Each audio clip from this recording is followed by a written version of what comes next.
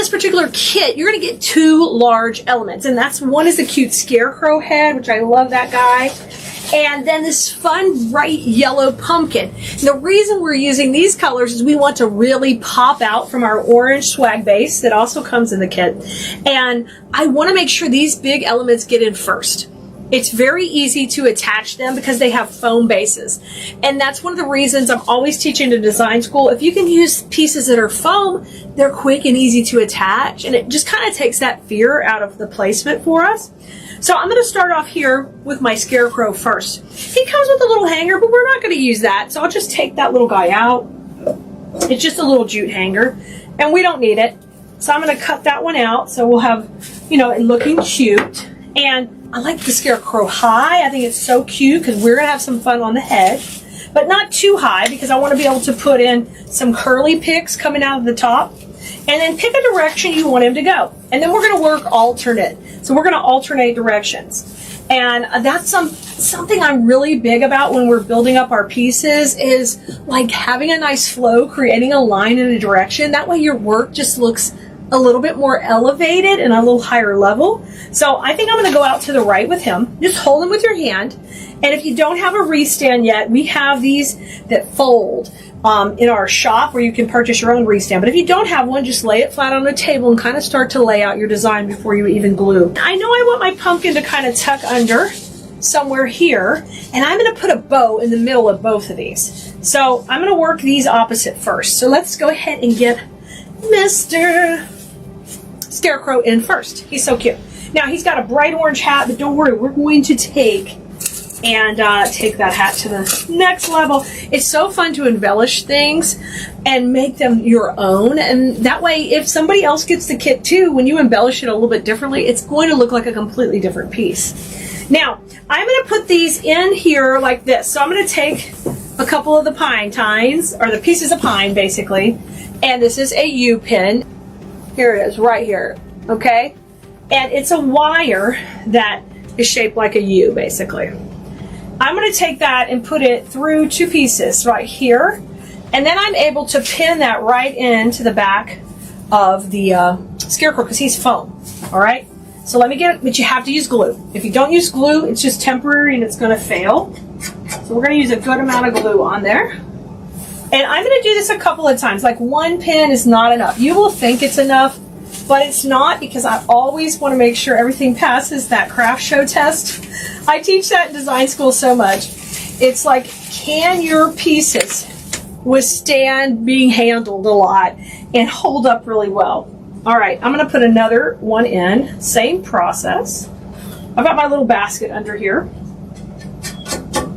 I love finding unique containers at thrift stores, garage sales, antique markets. Literally to organize my workspace, but they're cool, right? They've got texture. I'll show you. It's the cutest little basket. I don't know what came in it a long time ago, maybe crackers or something. It's a cute little shape, but that's my pin box. I got my little glue in there right now. Simple little pleasures make me so happy. All right, so I've got a couple of pins in there, and he feels really good. Oh, and I forgot to tell you, when you get a swag, it never looks pretty and flat like this. I took some time before to shake hands with it. In design school, we use that term to meaning that we are going to straighten out the wires, and we're going to create a flat base. I forgot to tell you that. Sorry, but that is what we do first. Otherwise, they come and they're always going to be like, you know, crazy. You just flatten it out, take some time and be patient. Now, if you are just getting back into working with the pine bases like this one, whether it's colored or it's for Christmas, you might want to wear gloves. Sometimes they kind of eat up your hands if you're not used to it. And of course, as it gets colder in the season, you definitely got to watch your hands because you can tear them up really easy. All right, Scarecrow's in. Now we said we're going to put our next large element in this kit, and that is the pumpkin, and it's our yellow pumpkin, which is great because we're going to use all these colors in this candy corn motif that we've got going. So I want to use it kind of opposite the head, but I want to give it some motion, like up and down. I want to have it moving around. So I'm going to take and put it right here. We're going to use that same technique. So I'm going to take 2 pieces of the pine, and we're going to grab another floral pin out of my cute little basket. I should take y'all on my shopping adventure sometime to the fun stores that I like to pop into and get all their cool little vintage items. Okay, I'm going to press this in. So there's one pin in. All right. Now, that's a pretty good angle. She's kind of over to the side. I can manipulate her. I always want a second pin in too. So think about, okay, where else do I need to pin it to get this holding in there? So I'm going to kind of come from the side because I want her to be over this way. I'm going to grab 2 pieces and push them in. Now, once they're in, I want you to come back after that glue dries and go ahead and twist those pieces of pine backward. So basically, if I put the pin over this piece right here, right, and it's like this, a U, now if I make sure and twist this back, it can't pull out, okay? So that's all we're going to do for a second. So I'm going to take and do that once my glue is dried. It's just kind of tantamount to twisting the twist tie on the bread bag. We don't want to do it, but, you know, you got to do the twist and tuck.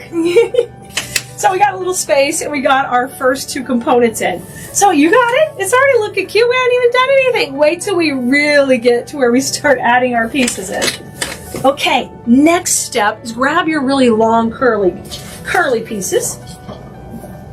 And these are just like this. They have the yellow and the orange on them. And we're going to use this to kind of create some whimsy all working around our design.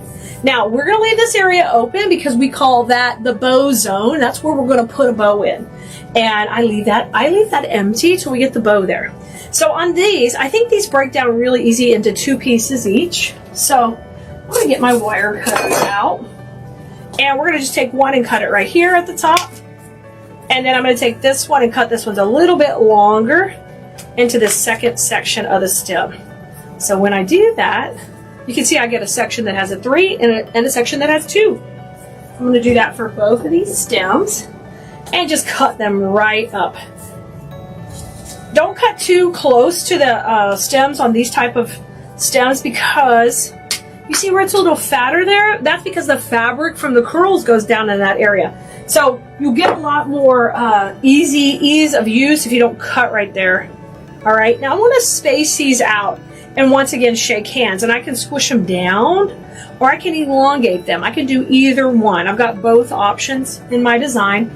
And remember I said I wanted to have some excitement coming out the top? That's what we're going to do first. And we're going to do that just opposite her sweet little scarecrow head. And I'm going to load this with glue. And then we're going to kind of come into the body of the swag back here. I'm not out on the edge. I'm into the body. I'm tucking that right behind the head. See how cute that is? And now I'm also going to take a little of the pine to hold it in. So we've got glue and we've got the pine. We always use a 2-step approach for attaching, just for security. I'm really big on mechanics. Of course, I want you to learn design, but I want you to have really good, solid mechanics. Because then your work will last a lot longer, and your customers, if you're a seller, they will be so happy with what they purchased, they won't want to get their wreaths from anywhere else. So in design school, I'm always making sure that everybody's learning how to properly put things together. Now, I'm going to move her up on the wreath stand so you can see the bottom we're going to work on here. And this curly part that has the 3 from the other stem, we're going to easily put this kind of under the pumpkin and a little bit off to the side right in here where the curls come into here, but then they also go down. Remember, I can pull them out or I can squish them short. I can do whatever I need to kind of make them work both ways. So let's put this one in there. I've got my glue skillet right behind my work stand, so it's really easy to get to. Now I come in here and I'm going to twist these in. Isn't that awesome? And we're going to just tuck them and rock and roll. Okay, so my curls are coming down right out of my pumpkin. Now, it's time to put the bow in. Now, we will have a link here to the bow video. It's a separate video you can go watch. And if you don't see it here, you can ask for it in the comments, or you can also head over to the supply list for this kit, and it'll have a link to all the videos that go with it. So anytime you buy a kit from us, you'll get a sheet in the kit that actually takes you back to the video, but you can also find those sheets just out on our website and the supply list anytime.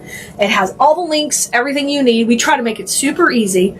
And then when you're ready, you come join us in design school, and we have a whole portal where there's no hunting to find things anymore. It's right at your fingertips, and you have all that exclusive content just for you, step by step recorded.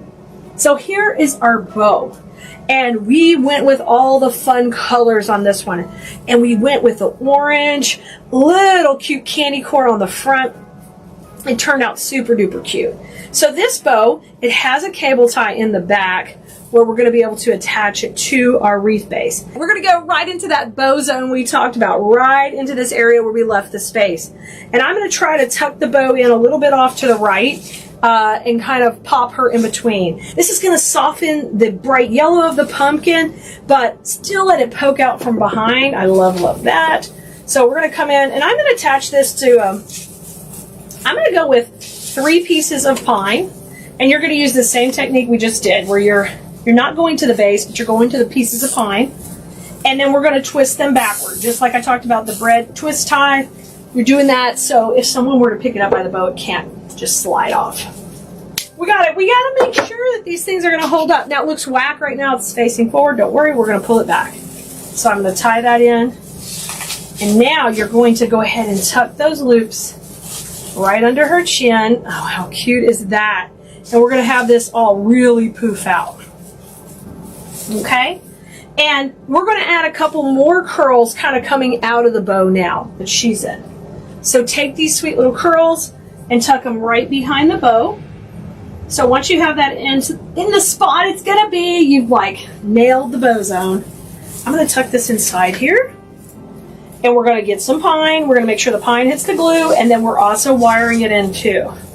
Now, if you're making this for yourself, you're more than welcome not to glue it if you want to. It just is not going to, it's going to take a beating on your front door and stuff will fall out. So just know, hey, when I'm ready and I've got my design ready, I've really got to glue it in. Because we want it to last, you know, a good while at least. See, when I get that glue on there, I get a lot of it. A whole bunch. Okay, and I'm going to come from the other side. And we're going to tuck this one in. I'm going to kind of go under her head. Now, we talk about direction and changes in direction all the time in design school and how important they are. So when I'm right here at the center of the bow, it's totally fine to just have those pieces just come right out. Look how cute that is. Before we put the cupcakes in, I know you've been waiting for the cupcakes, we want to go ahead and get some ribbon tails in. So you're going to grab your ribbons that were in the bow. And I am going to use these 2 right here and layer them up to put them in. It's very simple just to layer a skinnier ribbon on a more narrow. Now, I'm getting ready to have to pull these ribbons while I'm working with them. And I use, it can sit on the bow maker, or you can also just take a dowel and stick it right between your little rolls of ribbon if you need to pull it on the counter. So you see here? Put it in, and now I can easily pull and hold that. So you don't have to have anything fancy to be able to pull these tails out nice. Okay, my first tail is just going to hang straight down here at the bottom. Let me bring her back up so you can see. When I'm doing a swag and I'm filming, it's a little tricky because we got a lot of directions. Now, I think it's cute to have like a double set of tails, just like this, and kind of cut them at opposite angles. I like to make one a little longer and one a little shorter. So we're going to do that right now. Come on here, cut up, buddy. Okay, you don't have to do anything too fancy, but make this, right? And then I'm going to take and just wire it in. Okay, so take the piece of wire, twist around, tuck it up and under. And that big one's going to go there. And the small one will just go on top. Okay, so there's our cute little tail. And we've got more picks to put in here at the bottom, so don't worry.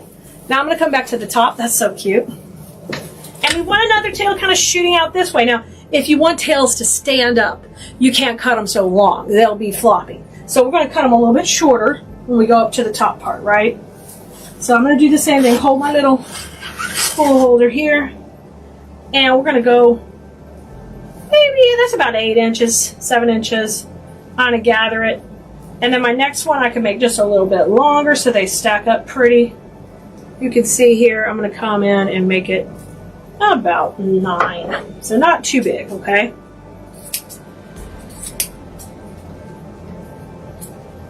So this is what it'll look like. Now, I want this to stand up a little better than that last one, so I'm not going to use the same technique. I'm actually going to gather it like this. See, it's flopping a little. We'll put a little weight behind it. We'll put some of the pine behind it. Now, I want you to grab a cable tie and go ahead and put this on one of our pieces of stem. Where's our black stem? So here's our black stem off of one of the pieces we already cut. I want you just to put that around there. And we just made our own little cluster, okay? I like the cable tie it on. It'll keep this cluster tight and will help it sit up a little bit better. All right, don't worry about it flopping. We're going to put it in the wreath itself. You can also, like if one ribbon is a little stronger than the other, we can always take and tack a little glue on there and make it a little bit more sturdy. So I'll do that right now, right? Okay. So I'm just going to run just a light bit of glue on here with my simple technique and just run that right down the middle. Okay, and then make it a little bit stronger to sit up. And this is going to come out working right behind these curls. So we're going to go behind them and have that little bit of ribbon just popping out of the top. Super cute. Let's put it in there. I got to glue it in using the same technique. But it's kind of neat when you layer ribbon like that. You can kind of create your own pattern basically, which is a lot of fun. So as I put it in, I'm also going to twist around because I want to keep it stable. And let's just tuck it in and make sure you got some pine kind of coming behind it in it so that can pop right out. It is so cute. All right, I promised you cupcakes. Here come the cupcakes. So I know I want to use some cupcakes kind of coming out the top and definitely having a lot of fun with that. So I'm going to take a couple here and we're going to separate these where they each have a good sized stem.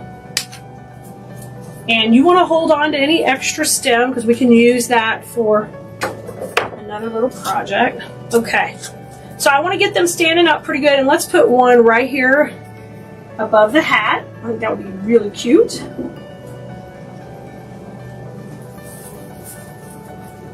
Like she's got some cupcakes in her hat because she's that cool. Of course she is. That looks good right there. Oh, cute! And let's use one right here in the side. I have a couple right here together. Isn't that just making it so cute and whimsical? I love this. If you've got grandkids, you have got to snag this kit because they can help you make it. And you just need to supervise the glue gun, of course. But man, this would be super cute.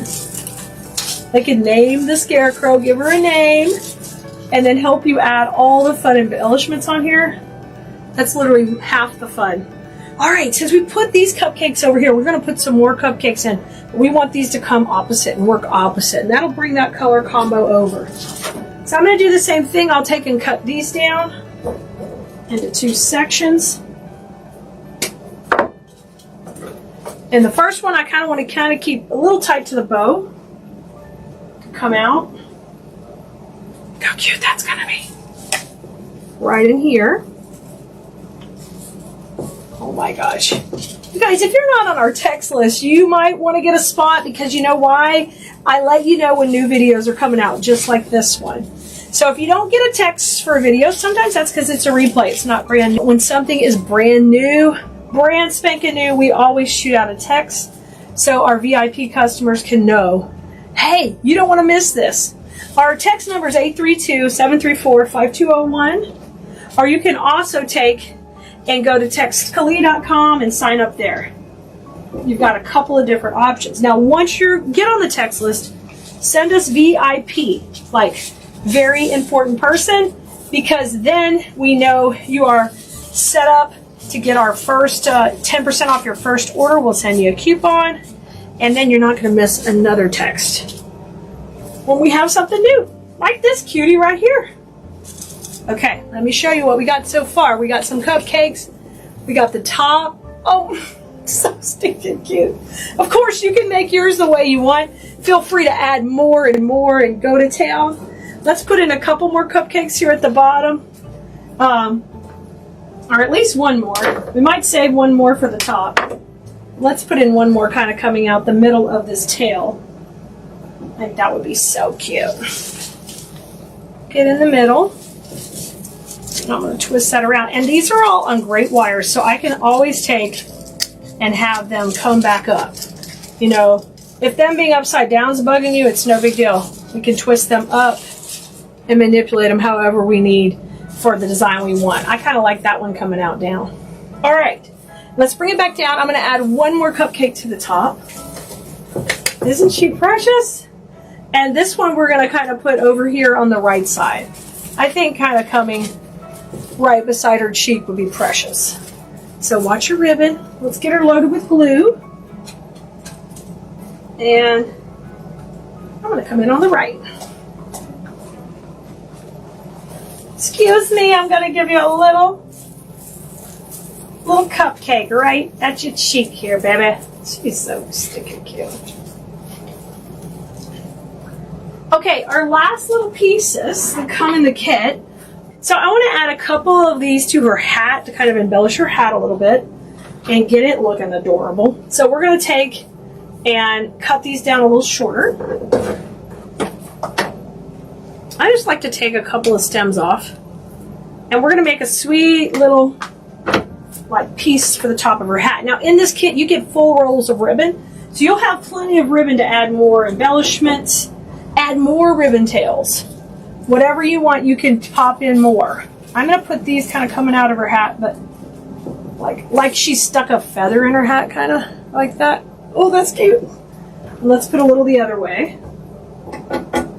And then I'm going to tie her just a little bitty bow to go up and under here. Yeah. Oh. Just going to make sure that stays right there. Get her a little... You can also curl these if you want them a little shorter. I always think that's cute. It's kind of like little pip berries. Have some fun with them. I'm holding it while I'm kind of moving it around. Isn't that precious? Now, we got to cover up our little bit of mechanics there. So I'm going to take our sweet little cute candy corn ribbon and just make a regular old bow, but I'm going to kind of double up on it. So I'm going to have two pieces. So it'll be a kind of a nice little loopy one. So 2 pieces of the ribbon. And let's just do a regular old bow. Loop, loop, loop, and a crisscross applesauce, okay? 2 loops and crisscross. Let's see if we can make it cute on the first go. We're going to try. All right, let me pull the tails out a little bit better. Just like you're tying your shoes, basically. But we're doing it with 2 layers of ribbon. So I want to get it looking cute. I didn't really pay attention, but this little ribbon has a rickrack edge. That is so cute. No wonder I liked it. Alright. Now I'm just going to pull these down until I get the loop size I want. And twist those little tails. Okay. Oh, it's going to be so cute right there. And we're going to trim these a little shorter. You could even dovetail them if you wanted. I'm going to go short and long. So I cut that first one a little short, then a little long. And now we're going to glue that in her little hair right there. The embellishment part of the project is always the funnest. It's like these little details. Sometimes when you're a creative that sells, you have to be careful because you end up really getting sucked into this little world of embellishing. It's so fun. But you know what? It's worth it. Those little details make it super cute. Now, I've got 2 of these stems left, and I would like to put some of these in the bow and a little bit scattered throughout. So I'm going to just literally take and cut these into individual stems. And that way we can make them go all over our design. But we want to just use these to add little bits of detail throughout the design. So I'm going to cut that longer so this stem could be a little bit longer. Trim this so we get all these, some with a little bit of longer stem if possible. There you go, and it's all broken up into individual pieces. So let's first start with the bow. I like to put about 3 into there. Now when we go into the bow, sometimes we glue into the loops of the bow, but other times we literally just go in between them, like here to layer behind. Okay, and I'm gonna glue actually to the base of the bottom ribbons, and just make sure you kind of grab and sandwich it in between the ribbons so it'll stay. So that's so cute coming out of there. And poof up these layers. And you gotta watch this bow video too, because we layered up the last layer on the top of this bow, which is really, really cute. Something you can play with. And if you're a design school student, we have some layered bow videos in the portal that you will love, love, love if you haven't used that technique in a while. That's a fun one to play with. Okay, here comes my third piece in.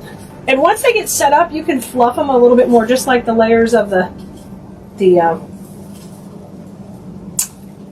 actual bow. Once the glue's set, I can wiggle it a little bit more, but just give it a second. All right, let's put one more. I'm putting 4 in the bow. I thought 3 would be enough. No. Now, when you start to put different elements in your design, sometimes it's, you feel like I'm just going to put a little everywhere. And that's fine. But in this case, we're using candy corns kind of in the center zone, these small ones. So it's more beneficial if we just kind of keep the eye going in that area. So what I want you to do is you can branch out a little, but I want you to stay in the center when you start putting these in. So, and create a line with them. So I'm doing that right here. Like this is kind of continuing from her little hat, squeezing it in. And then I'm going to put one more above. And then we'll work a few more below the bow to continue that line on. Okay, here I'm gluing to the back of the hat, but I'm going to find some pine to kind of sandwich it. So even though I'm not using the wire to hold these, I am sandwiching them between 2 things so the glue can hold. All right, we have 4 more pieces. Now we're going to work right down this center and put them in right here. So we'll come right below the bow, right in here. I'm going to get in there on that pine. There's our first piece. Get up higher.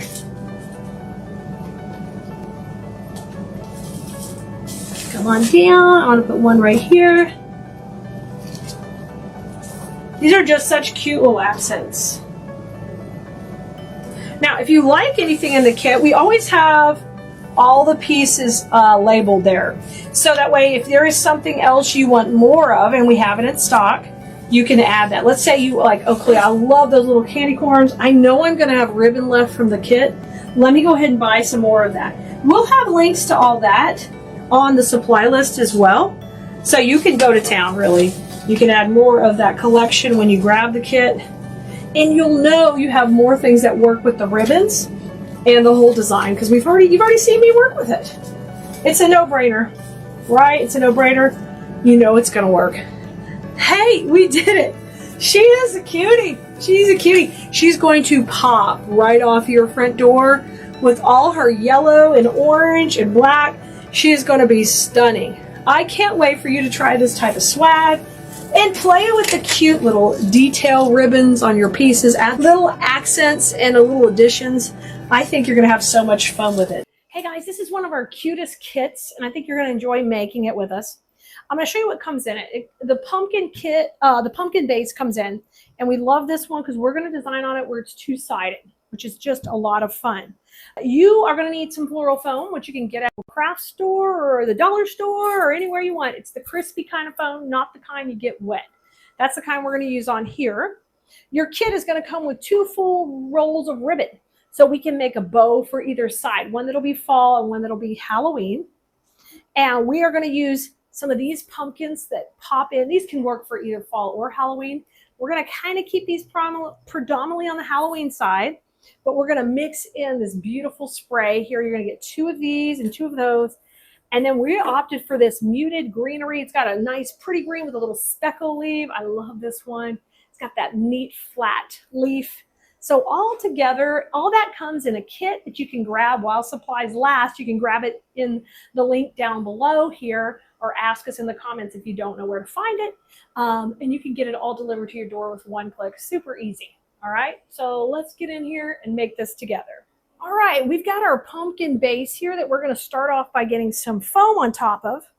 So this is a little scrap piece that I had from a big sheet we used in design school for another project. We're going to cut up this block of foam to get a couple little pieces on here. I'm just going to do a small piece next to the stem on either side. Now, depending how big you want to make yours, you can definitely, switch around and put more foam if you want to really go all out. But I'm just going to do a little pop on either side, and we'll just push these in. Get this puppy started. And I don't want those too big. This nice small pieces right around the stem. Now our next move is I'm going to use our greenery to kind of start greening out our base. With these, I'm going to push them up just a little bit. I like that I can make them a little more clustered and filler-like, so we can kind of start to create our base here. One of the first things we always do when I teach in design school is we are working on creating a perimeter, setting our design perimeter, and that's what we're going to do right now too. So if you're in class, you've heard me say that before, and I see a lot of you guys implementing those techniques into your designs. I love that. All right, so let's just kind of start to set this out. Basically, we're going to give him a little bit of a mohawk up here. Now remember, we want to be able to fill in all the way around. So I'm going to put a piece just going up. And then we're going to take some of these pieces and push them up clustered and just work all the way around, because we want to be able to go all the way around this pumpkin. Okay, so one on either side. Y'all, we've been working in design school and talking about how, the preparation you do for a project and the thought you put into it, and getting excited about what you're creating, and how sometimes you lose that. But if you can remember what first brought you to crafting and how much you enjoyed it, how powerful that is, really. So, you might get in your craft room, maybe you've got lots of supplies in there. Just try to clean you up a little spot where you can find that happiness that you used to find in there when you first started crafting. And don't get overwhelmed with all the projects. Just enjoy one or two. That's what's so neat about a kit. It helps you really focus on that project and not get overwhelmed at the amount of supplies you've got to order and where you've got to go pick it up. We try to make it really super, super easy on you.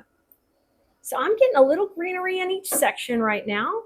And then we're going to turn it around and we're going to do the same thing to the back, because this will be our Halloween side, and then the back is going to be our fall side. Isn't that perfect? This is perfect. So let's get a couple pieces here. And I just keep clustering these up. We don't need them going out real far. Just a nice filler in here. Kind of getting the party started. And I like to kind of come over that edge. We call that breaking the plane. And we always want to do that with our designs, especially something like this, that we have all that fun texture of the wood on there too. All right, I have a few left. We're going to put those aside because we'll use those to fill in our holes at the end. What I want you to do now is grab your flower stems, because these are going to go in first. Because these are nice. They can go either side of our arrangement. I just take and pull them off to keep it really super easy. And we can cut this one too. And what you want to do is shake hands with them, just like we do in design school. We shape it up. Get the berries going up. So cute like that. All right, let's put one kind of going up to the top. And I'm going to have this one face us, because it looks good either side anyway. It looks great. This one's going to face us. Be a little bit taller than our greenery, but that's fine. I'm going to open up that sunflower a little bit. Cute. All right. Now, here's another piece. I'm going to cut this one down a little into a couple of sections so we can make it go a little bit further. I don't need anything really high, so we're going to separate these down. We'll do the same thing here. Separate these into two pieces.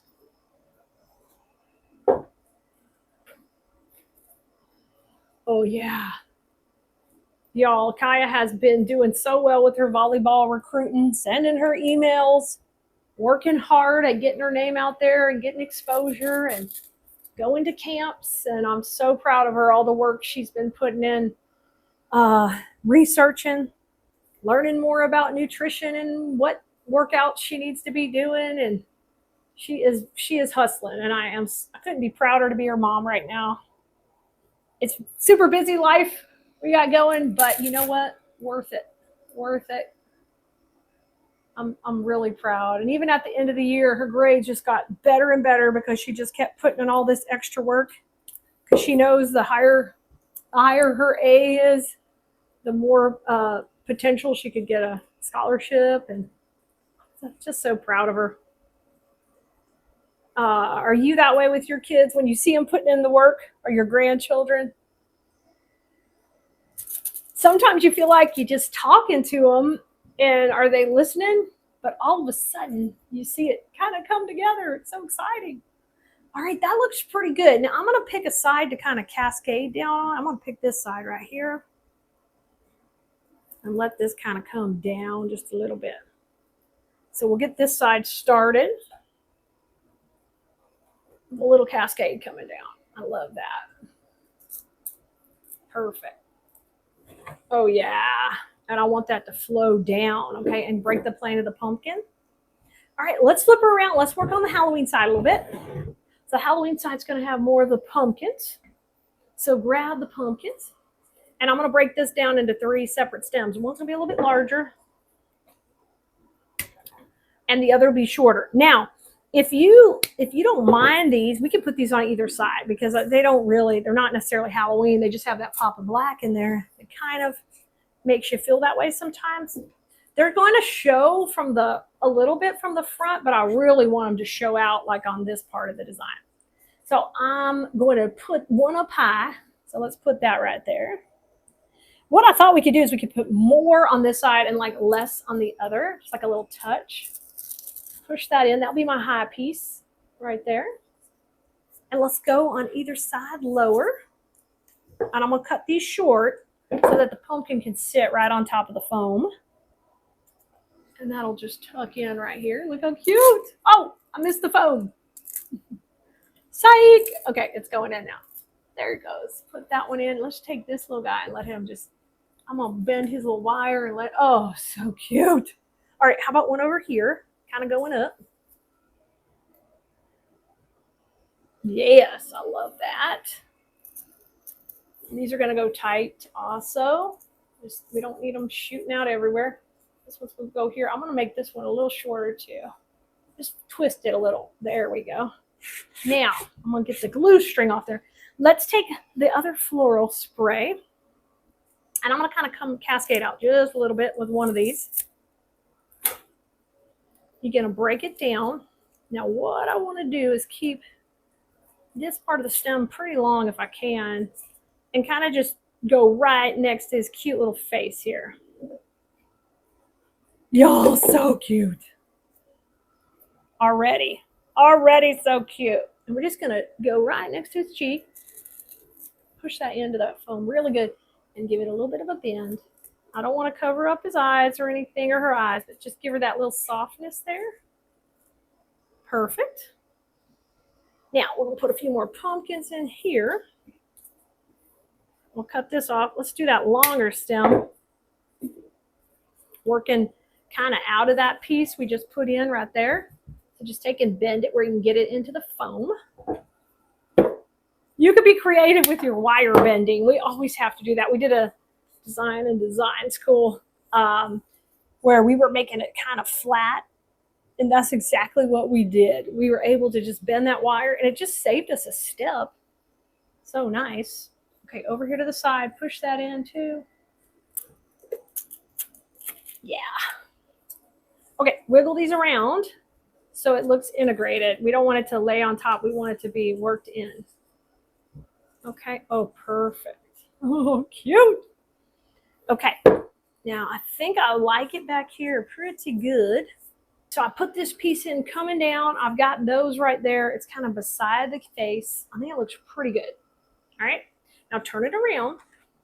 And now here on the back, we're going to add another one of those sunflower pieces just kind of right in the center. I'm going to keep the little pieces to fill in. And we'll put this one right in here. Cut it down to some smaller sections. And then we can start to fill on in this arrangement up here a little bit. Once we do that, we're going to grab our bows because we have made a couple of bows for this project already. And what I want to do is pop those in. So if you want to know how to make the bows, you're going to need to ask in the comments, or you're going to head to the supply list for this project. It'll have links to the bow videos once they've been published. Sometimes this video will come out before the bows, but don't worry, they will all eventually get published, and then you can learn how to make them. So what we did here is we made a 3-loop bow with a long tail and 3 loops. And this I'm just going to tuck in here and let it kind of cascade right out of the center. So I've got a U-pin in the back, and we'll just pin that right into the foam. That's going to be so cute. Push it in, push it in. Ah, perfect. Oh my gosh, perfect. So we got our bow in the back, and we just kind of have it cascading down. I'm going to fill in a little bit around there with the sunflower stem we cut into pieces. If we want to fill in any holes, we need a little bit right here. Yep, let's have that come out. That looks great. I love it. Look how cute that is. Okay, turn it around. Now we're going to get our bow in this side. And where's our bow? This bow is a little bit bigger. And the only thing I want to do with it is I want to really work these tails on the other side of the head. So I think with this bow, I'm going to move this pumpkin up, and we're going to put this bow like over here, kind of cockeyed to the side. All right. So let me get some glue on that pin. I think I'm going to have to stand up to do this one, guys. Bring that pumpkin down, but I want it to go right here. Cute. Look at it. It's like a side ponytail. She got a side ponytail. Oh, look how cute. Oh my gosh. Okay, now I'm going to pull that pumpkin a little bit to the center of the bow that was here already. Perfect. Oh, I love it. So that's kind of kicking out this side. Now, let's go ahead and polish up and finish this right here. I love it. It looks great. I'm going to put a couple of the pumpkins we have left in there tight. So we'll trim them off. Let's put one kind of coming out the bow over here. The little bow, the little pumpkin. And once again, this bow over here, we also made on a separate video, and we have it for you to take a peek at, and we'll link it below as well. If you don't see it there, just ask. We'll get you the link. Okay, I'm going to put this pumpkin in kind of right here in the front. Just take up a little more real estate, like it's a big pumpkin garland. Oh my gosh, how cute is that? I love that. Now, a little bit more of the filler that we have aside. I'm going to put that in between the pumpkins. Because at this point, it's really about the detail work and how much you want, you know, overlapping to the other side. Like this is super cute. This is adorable Halloween right here. Now, let me see what's going on the side here. As you come to the side view of it, I really feel like we could still tuck a couple pumpkins in there, and they're not going to be so prominent at all. So I'm going to take one and just put it right there on the edge. But I think this is so fun, especially if you're a seller. How much fun is this to have an item that can go your holiday? And they don't have to put away after Halloween. All they have to do is just flip it around. I'll put one more little pumpkin up here, and I'll kind of pull it this way. So it just peeks through just a little bit, but not much. Look how cute. Okay, grab your greenery, grab your rest of your berry stem. And we're going to cut that. Let me grab that greenery behind me here. Oh, and we have a little filler left. So you may need to stand up too if you've been making it down, because you need to look all around the edges.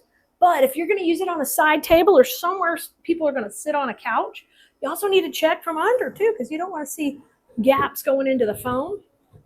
All right, this side is just nearly perfect. It looks excellent. I see one little place. I'm going to put a little greenery. And listen, if you need to make this go further, you just cut these pieces into 2 pieces. You do a little one and a little thicker one. And you just pop that in, and then you make 1 piece into 2. Boom. Okay. Now I got this little bit of, that's like a millet. I'm going to put that in. I almost called it a mullet. No mullets on this design, y'all. Although it's party in the front, business in the back, it does have that. Oh my goodness. Okay, I put that millet coming out. This one coming out. Let's put a little bit. I've got a little leaf, a little greenery that I could kind of have coming out of the top. I'll just twist these together, trim that, and put it in. Y'all. Woo! Y'all got to play with this. It's so cute. These kits are going to last no time. So you better get you one, because you know it's while supplies last, and these are going to be gone. Okay, let's go around. We're going to work our way now to the other side. And here I need a little bit more greenery in there. So I'm going to take and just kind of gather this one up to make it a little thicker. Let's go. I'm going to go in here, get in the potty. Tuck that in. That looks excellent. I need some right tight to the bow. And listen, your project's going to be different. You're going to have holes in a little bit different area. So, you know, look at it from above, beside, below. Use these little bits you have left. And don't forget, you're going to get full rolls of ribbon in your kits. So you're going to have ribbon left to tie some of these same bows that I taught you. You can add them to your candlesticks, your sconces, add them to other pumpkins you have. But you're going to get everything you need in this particular kit to make this just like this. And the fact that it's 2-sided is such a fun bonus.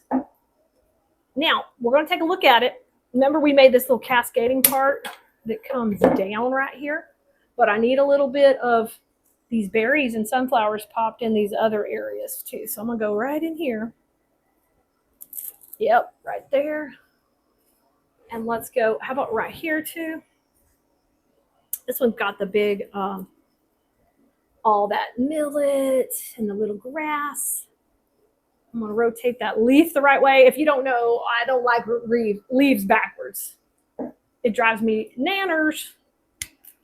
I don't like ficus leaves that are not real ficus on a tree. I don't like that either. But especially don't like this backwards. I'm going to have this one come over here and push it into that foam. You want to hear it crunch. And you know you're in good. And then I'm going to bring that down a little bit. Okay, poof out your bow. Get your tails rocking. And I got one little piece left. And I'm going to go right in next to this pumpkin. And then I got to show you this up close. I got to show you this up close. If you haven't seen it up close yet, you're missing out. Ready? Get ready. Here is the back, the fall side. And boom, here's the Halloween side. And you could definitely put some light up, battery operated lights. Put the string in there, kind of hide the battery pack in the greenery if you want to get fancy. But she is so cute, so sturdy, so big, adorable. So if you haven't made something 2-sided or reversible, here's your sign to give it a try, guys. Thanks for being here. I want you to have fun with flowers and definitely use your craft to make something beautiful for you, because you deserve it. And it's literally the greatest stress relief on earth, being creative. All right, Bloomerinos, I'll see you next time. Y'all have fun with flowers. Oh my gosh, you're so cute. So you can see all our supplies here. And this one we've got for you, we're going to use this lush velvet pumpkin with some Harlequin, some beautiful berries, and of course, the best greenery that's got a mix of that rustic with the green and kind of like fall is coming. I love that combo. So we're going to work and put this design together. I think you're going to love it. So let's start off with our greenery. We're going to use it first. I love it when there's a good greenery, because that means we're going to start with the greatest base. With this one, we're going to start off by just pulling these off the bush. Hey, you little moss jumper. And we're going to work with an 18-inch wreath base on here because I want this one to be big and bold. And we'll take these and just trim them off. You don't have to keep a long stem on them, just a good size. And we're going to pull all of these off, y'all. And while we're cutting these off, I think we should have a little story time. Y'all, this season we've learned so much as we're coming into the new school year, and Kaya's getting older and a new school year is starting. And we had a lot of personalities on our volleyball team this year. So she quickly got to learn how to be diplomatic and how to basically deal with difficult personalities who are put in leadership roles.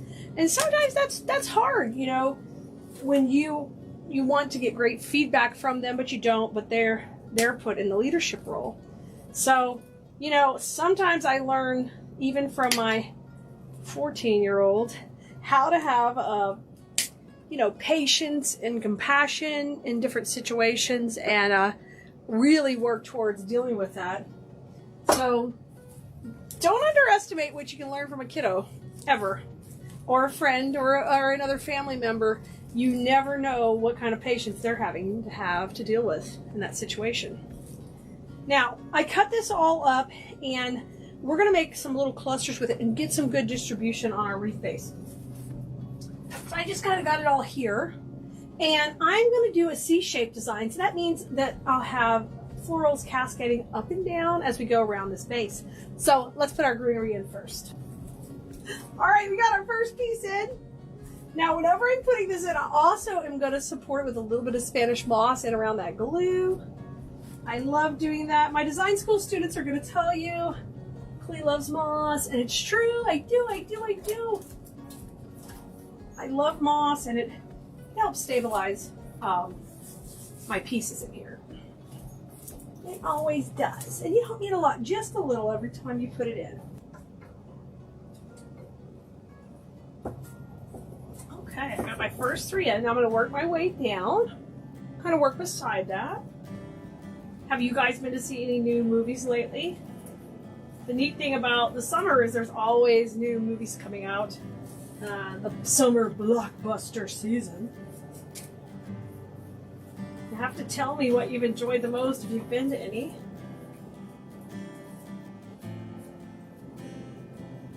So when we're not traveling to do volleyball, I am all keen to know what is good in the theater.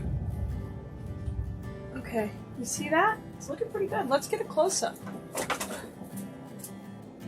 Yeah? What do you think? Pretty cool, all that dimension. That's just a few pieces in. All right, let's keep working on the bottom part. And if you want, you can take the longer pieces, kind of use them where they're going to come off more. You may hear it rocking and rolling. The rain is coming, which my garden always never complains about the rain.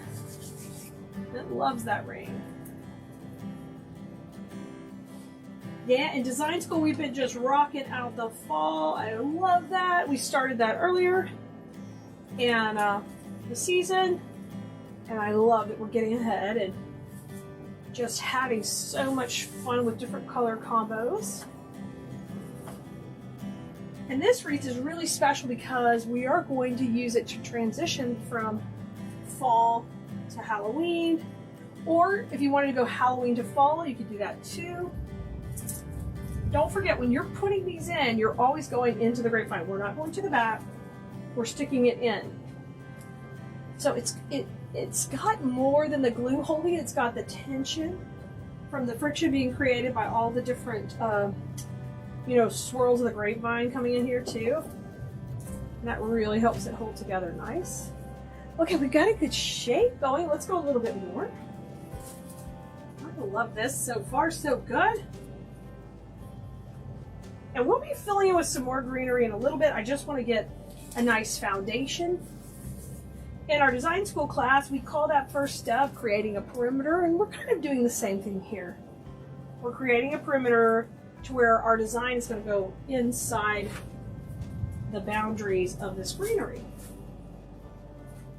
I think I'd like to go a little further around the bend up over there, but let's close up again. Look. Oh, see it? See all the angles? Yeah. It's going good so far. So let's come in a little bit higher. And I'm going to bring one piece in up here. Really getting that in. Love that.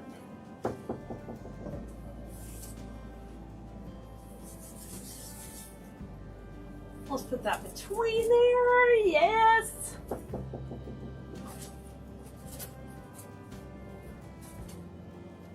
This greenery is one of those it's very plasticky, but they just do a great job painting it. That I love using it. And it has that little bit of brown, that little bit of light green, like the weather's cooled off a little bit, and those sugars in those leaves are making those colors change. It's kind of fun. It's so fun. I like that because we want this to be a fall to Halloween design. I want it to feel like, oh, things are changing. You know, something wicked this way comes. Oh! Time to get a little creepy, a little scary. I'm gonna go a little longer right here. Okay. I think we're doing pretty good. Now, I've got some pieces left because we'll want to put some more greenery and fullness in once we get our pumpkins and our berries in. But I think we got it. So guess what? Next step, grab your pumpkins. Your pumpkins are going in next. With these stems, they're already kind of separated into 3 great little sections. So I don't have to cut them down too much to make things happen. But I do want to kind of control the length of my placement. So I'm going to take, and I am going to leave these 2 bottoms together, and we're going to cut off the top one. So I'm going to cut that one and then cut off this one right here. And you can see I'm getting right into that little section right there to cut it. Maybe I am. Psych! There we go. So there are these, okay?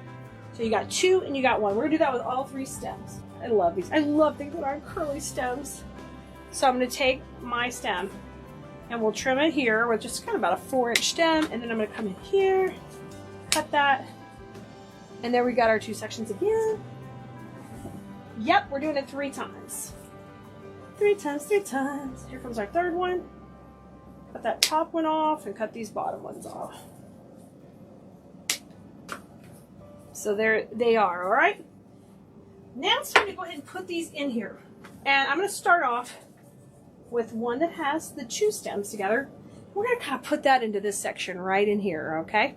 So let's take it, just hold it.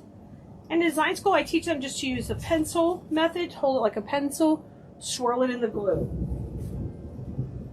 Y'all, I told you we're going to get a thunderstorm, you hear it? It's the best time to be crafting with you, when it's about to rain. All right, let's go right in here, and I'm just pushing that in the grapevine. You see, one's a little higher, one's a little lower. I love that. Now come in with your moss, and I'm going to go over that glue. Can you see that glue right there? There's glue right there. And I'm going to take my little moss ball, and we're going to go right over it. And guess what? That hides that whole little gluey part and looks very neat and clean, okay? Now my next piece, I'm going to go up a little higher and out with my next stem, okay? That's going to be one of the single ones. And I think it would be fun if she kind of came down a little bit, if she had a little movement to her. So I'm going to do the same thing. I'm going to put some little glue on there.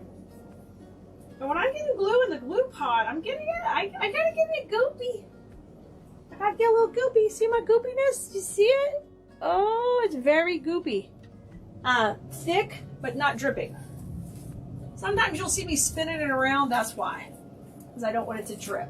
Ooh, ooh, ooh. Coming down, coming down. I love that. All right. Mossy, mossy, mossy. Mossy, not bossy. Okay, I'm coming in. Separating. Oh, thunder, thunder again. Beautiful. All right. Let's kind of matchy-matchy this up here with what's down here. Okay, so grab your next stem. Here's my single one.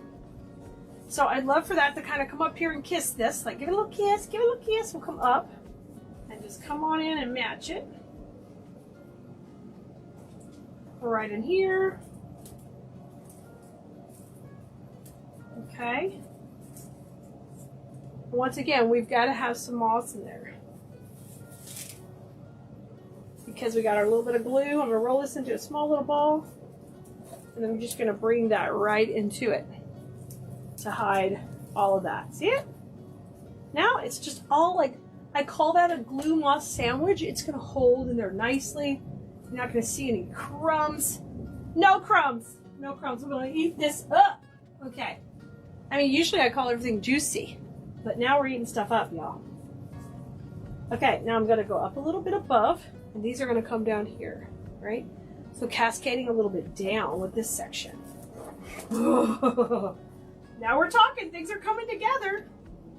Things are coming together. If you guys mix this great greenery with the great coloration on these pumpkins, you're going to make a gorgeous piece like this. Look at this. Yes. All right. Same deal. Moss rolled up into the cutest little moss ball. Uh-huh. Yep. It's going to go in right here. And then we're going to put our a double right here where these kind of crisscross. So there'll be a lot of pumpkins in here, but we want that on purpose where these are crisscrossing. So they're close to each other. Yep, you got to get a dip. You got to go for your glue dip. You're going to love it, pumpkin. Because I want these to go up and those pieces to go down. That's perfect. And remember, we've got more greenery to go in that middle area between everybody. Yep. You go there, you're looking good. All right, and then our other single stem, we're going to put it right in between here. So you can see all of a sudden we've got just a great pumpkin cluster everywhere around here. And it goes cluster to 2, then 1. It's just spread out perfectly. If I jump because the lightning or thunder is coming at y'all, don't panic. It's just on my video. It's not at your home probably. Or if you're watching this and it's lightning and thundering, isn't that weird when you watch a movie and it's lightning and thundering? You might be having the perfect environment for creating for Halloween and fall. All right, looking good. Now let me show you close up again. You're gonna love it. Look at this. Oh my goodness. Oh my goodness, so cute. All right, now before we come in with our berries, since our berries are gonna make it more pops of orange, we're gonna come in with some more greenery. And now we're gonna run that greenery right in that middle zone. Like when I'm teaching in design school, I teach you the layers and the zones and the depth and dimension. Remember, depth and dimension means more money when you get ready to charge for your work. It also means a higher level design. So even if you're just making for yourself or your friends and family, a little higher level with that depth is just so polished looking. You're gonna love that. So let's come in here with these now with my greenery, and we're gonna go greenery right in here. Okay. So that means on these are pusher stems too, and that means I can push them up. That's all that means on a pusher, means I can just push it up. So I'm going to do that right here and then make these kind of short. So we're going to do that on a few of them. Let's push it up a little, just trim it short. Making a cute little cluster, trimming it off. Be careful. Do that over the trash can so you don't have a bunch of pieces everywhere because they're flying. They're flying. Okay. My trimming is done. And let's put these in that mid zone. Let's go in the mid zone. Hey, if you're still watching this video and you're loving this, you have got to come join us in design school because literally I'm in there every week teaching you how to do what we're doing. Detailed, step by step, a whole portal full of designs. When you first join, you get access to the last 6 months in designs. And then after you're in our group for 6 months, then boom, guess what? The whole portal opens up and it's well over 400 videos of content and creating and so much inspiration. So if you love floral design, it's a great place to be. And we'd love to have you. And you can find all the info at KhalidesDesignSchool.com, or you can go over to Khalid's.com. We have links over to it. You can ask us in an email, or you can text us. text us on 832-734-5201. And another reason you want to get on that text list is because on there, I text you when a brand new video comes out. So if you don't want to miss any brand new content, being on the text list is the best place to be. Best place to be. Okay, let's come in here. You see the difference? Now look, I filled in the mid zone up here, okay? And I have it down here. You see the difference? Yeah, it's coming together really quickly now. Really, really beautiful. So let's come below and work on below, right in here. And then I think we're ready to put our berries in. Let's get that party started. We can put the berries in. All right, bring that up. Let's keep going around and around and around she goes. Where she stops and nobody knows. Yeah, the thing I love about design school is every month we have a new, of course we have a different category that we work on, as in season or holiday, but we also have a different skill we master every month. And the nice thing about that is we're always trying to up our game. Even for people who have been in our class 6 years already, what else can I help them get better at? Or have support for you when you're ready to try a different technique. You know, techniques and styles come and go, but it's nice to have that arsenal to go back and look at in our design school and be like, oh my gosh, I forgot I haven't made those quick and easy swags in a while, or I haven't made a lantern topper, or oh my gosh, I forgot to do a C-shape or two-bow wreath. All of these type of things we teach in design school, and it just gives you such an arsenal for the next time you're ready to create. It's too fun. All right, I put a little moss in there with that glue. Trying to. All right, we're looking good. So now it's berry time, berry time. Okay, here's the berries. Haha. So now I'm going to take this berry bush, and if you tear it down, you'll get a lot of independent berries. And that is if you want to use the berries tight, okay? If you want to use the berries more out towards the exterior, going outside the wreath, then you're going to want to cut it, and so we can have a little longer stem. I'm fine with these being short and all in here and just kind of adding that wispiness. So we're just going to take and tear these, and that will just save our hands a little bit from cutting. And just, it's usually not too hard, just tear them. Now I'm going to trim them after this, kind of neat them up. See? We gotta clean up the messy, all right? We're gonna do that for all 3 bushes. And I got them all in my hand, and then I just take and I'm just gonna neatly trim the stems. All right, so that the wires aren't frayed, there's not a whole lot of paper. And then if things are like a little bit papery like this, just pull that off. All right, and you're good to go. And we don't need a bunch of mess that's gonna fail later in our design. Just gonna pull those all off. Now we've got all these great berries ready to go into our wreath. Anytime you have a good stem like this and you're just gonna use the top part, save that. Take and cut this off and save this, because guess what? That could be a wreath hanger right here. This little piece right here, you can use as a great piece of wire for one of your next projects. So always save the stems off of any of your bigger pieces you cut down. This is our last bush to break down. I'm just going to tear these off, and then we'll neat them up and put them in our design. All right, and I'm going to use these in doubles when we put these in. So that means I'm just going to hold a couple together here, and we're going to go ahead and put them in together right into our wreath. All right, so my first one I think will come up here between the pumpkins and get this guy in here. Get him feeling happy. He's so happy, so pretty. Oh, that's perfect. Those are going to just pop right in there. I'm just going to put my little bit of moss in. I'm covering my glue.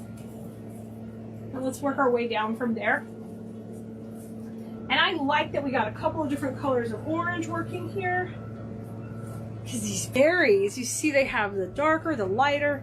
That also helps you give depth to your design, and that looks really good. So I'm going to take and just twist these together. And trim that off a little.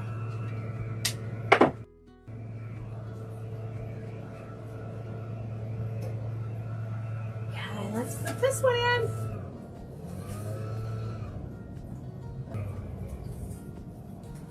And when you're, you sit in there and you manipulate them a little bit. You let those good wires in there work for you. You definitely let them work for you. Okay. Okay.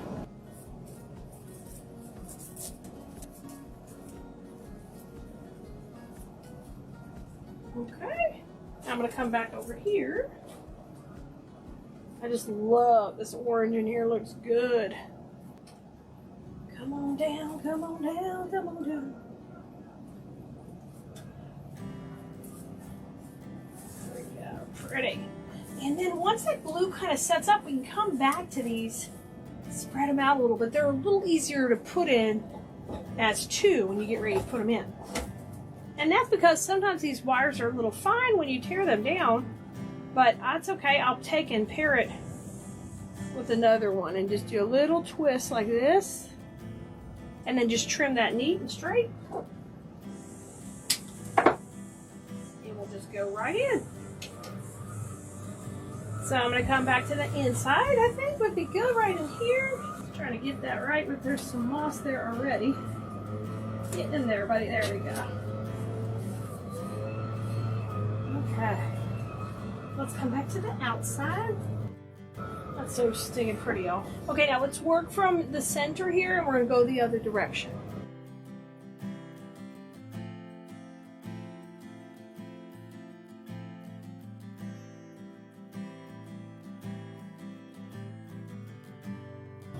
And let me show you what a difference that's making in there.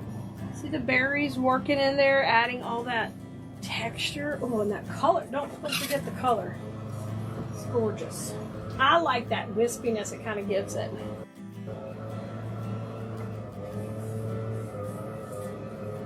I'm just swirling that a little so it doesn't drip. Try to come on the inside here. There we go. One of my wires was not wanting to go in. You gotta go in, buddy. Moss. Put that there, and then we're going to work down below here. We can do 2 more clusters and then 1 single.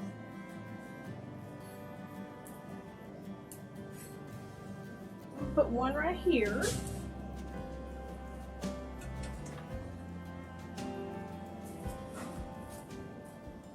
That looks great. Sometimes you gotta wiggle it in there. That's why I love my wreath stand, because it allows you to really push against it without falling. I can add some force. And I'm a big fan of our wreath making styles. Our last one at the end, right here, and we're gonna twist.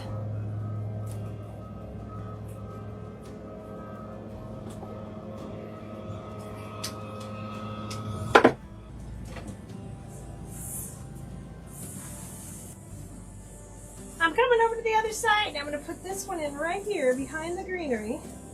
Just kind of layering it in a little bit. I think that looks great.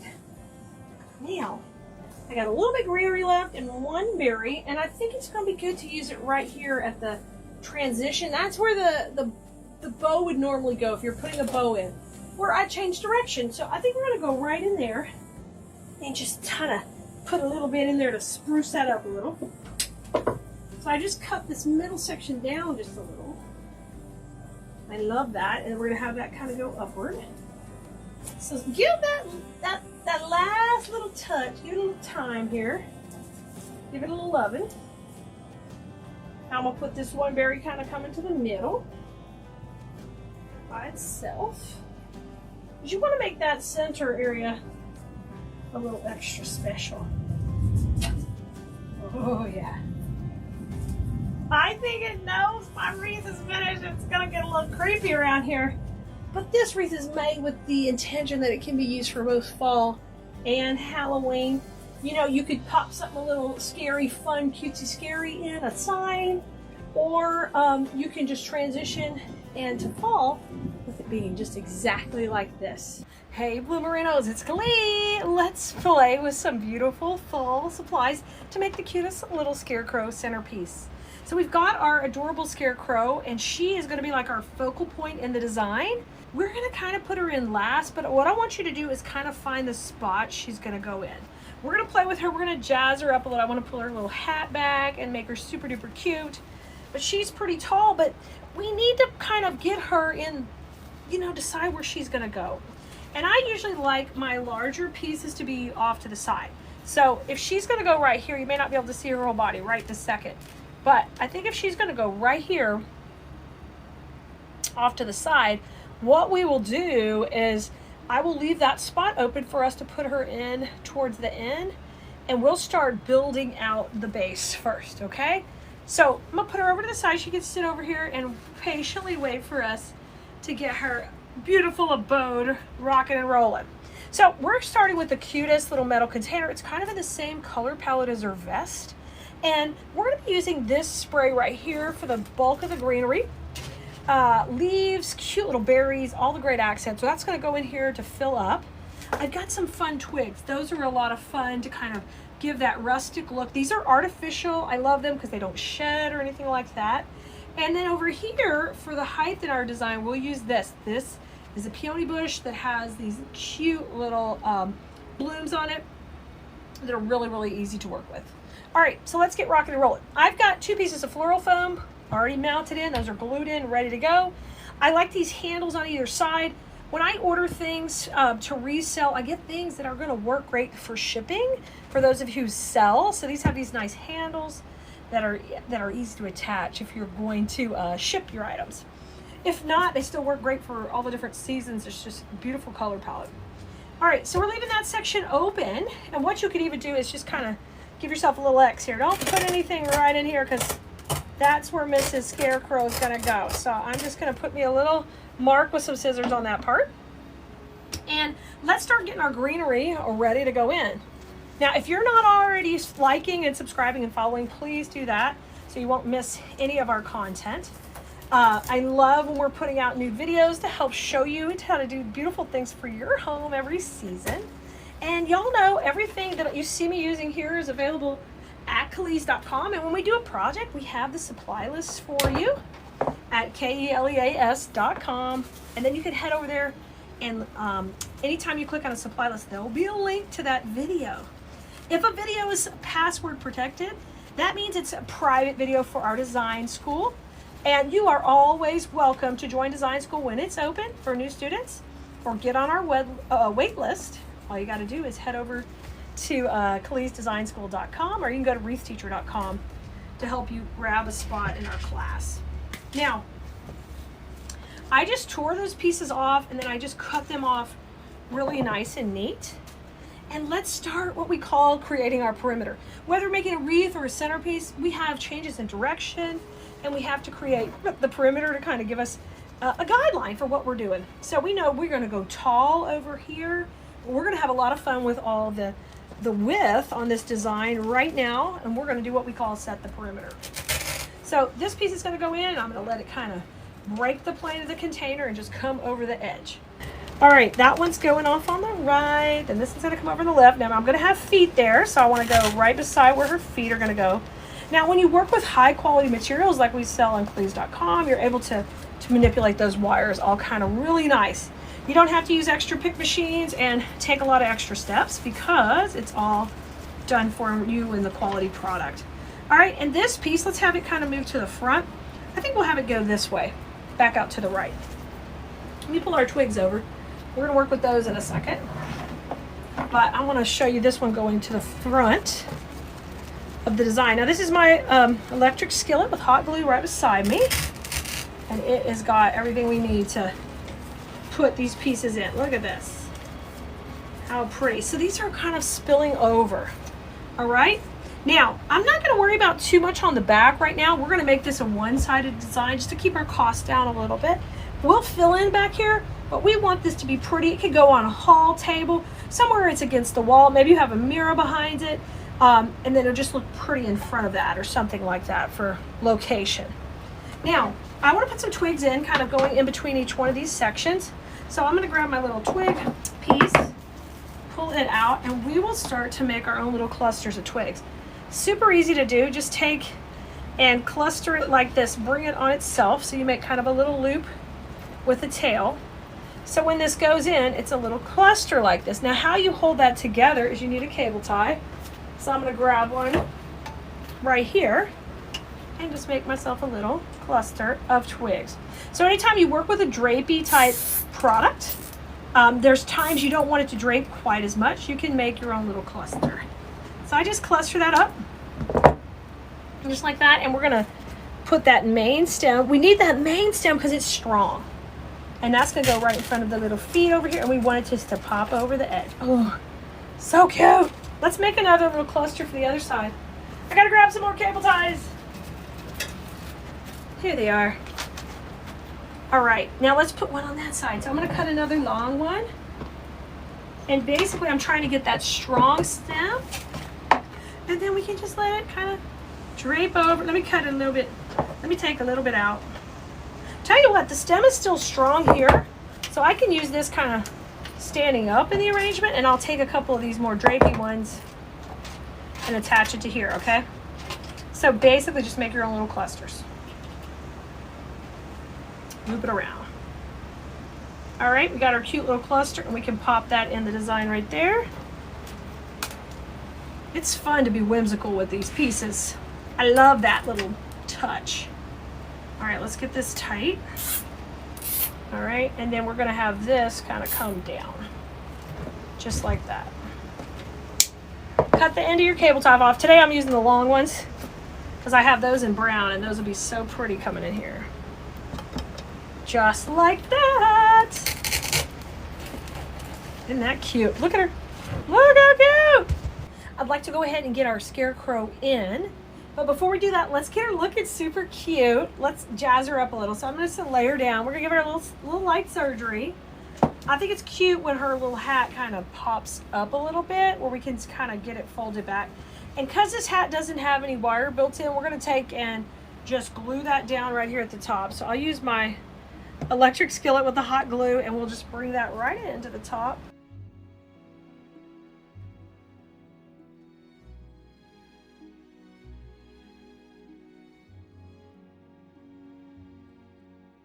Let's put a little of that coming out of the, I'm going to put a little glue just gently up here. Now, I don't want to push too hard because it'll push that up a lot, and then we'll push that right on top. You can add more florals and goodies. I'm going to put let's put one on the other side coming behind her. I'm just cutting off some little pieces from in the design. So I like that a little bit better. I can see her face better. And then I'm just going to hold this here and let that get set up. And then once she's ready, we're going to go ahead, and I like to kind of manipulate her arms a little bit, straighten out her dress, and then we're going to put her into our container. So we've got the front done. We got her little hat ready with the twigs. And now I'm ready to go ahead and put her right up here in that same section we talked about for our container. So what we're going to do is I'm going to put some glue on her feet just to get her, we can just glue her straight in, and then we're going to use a wire to secure her also. So let's dip her into our glue pot. Be careful because that's a lot of glue that's going to go under those little feet. Now I want you just to slide it off. Okay, in design school we use the electric skillet a lot to heat up our glue. It's just a really great way to manage our easy placement. Now, you have to be careful if you're not using something besides a scarecrow. She's super lightweight, but if you put something heavy over here or backward, it could flip over your container. So always think about, okay, what am I using? How much weight do I have going? She's fine, that's gonna work good. Just because I like to double secure this, I'm gonna take, this is an 18 gauge wire, and we're just gonna take, and I'm gonna go around one of her cute little feet up here. And I'm just gonna do a little crisscross, so I've got enough wire to go into my base. So all I'm doing is crisscrossing it around, and then this can push into the base to help secure it right there. I'm gonna do it on our other leg. Now you're not gonna see any of this, it's gonna be over here in the back. But now I have extra plans to hold her on, besides glue, just in case she were to get picked up by her head and move her arrangement. So this is going to push down into the foam. So I'm just kind of getting a little bend on it, and I want to put a little glue on the ends before I push it in. Okay, so that's kind of our backup plan. I'm always teaching you to have a backup plan for placement, security. I'm not big on just shoving things in, putting glue in.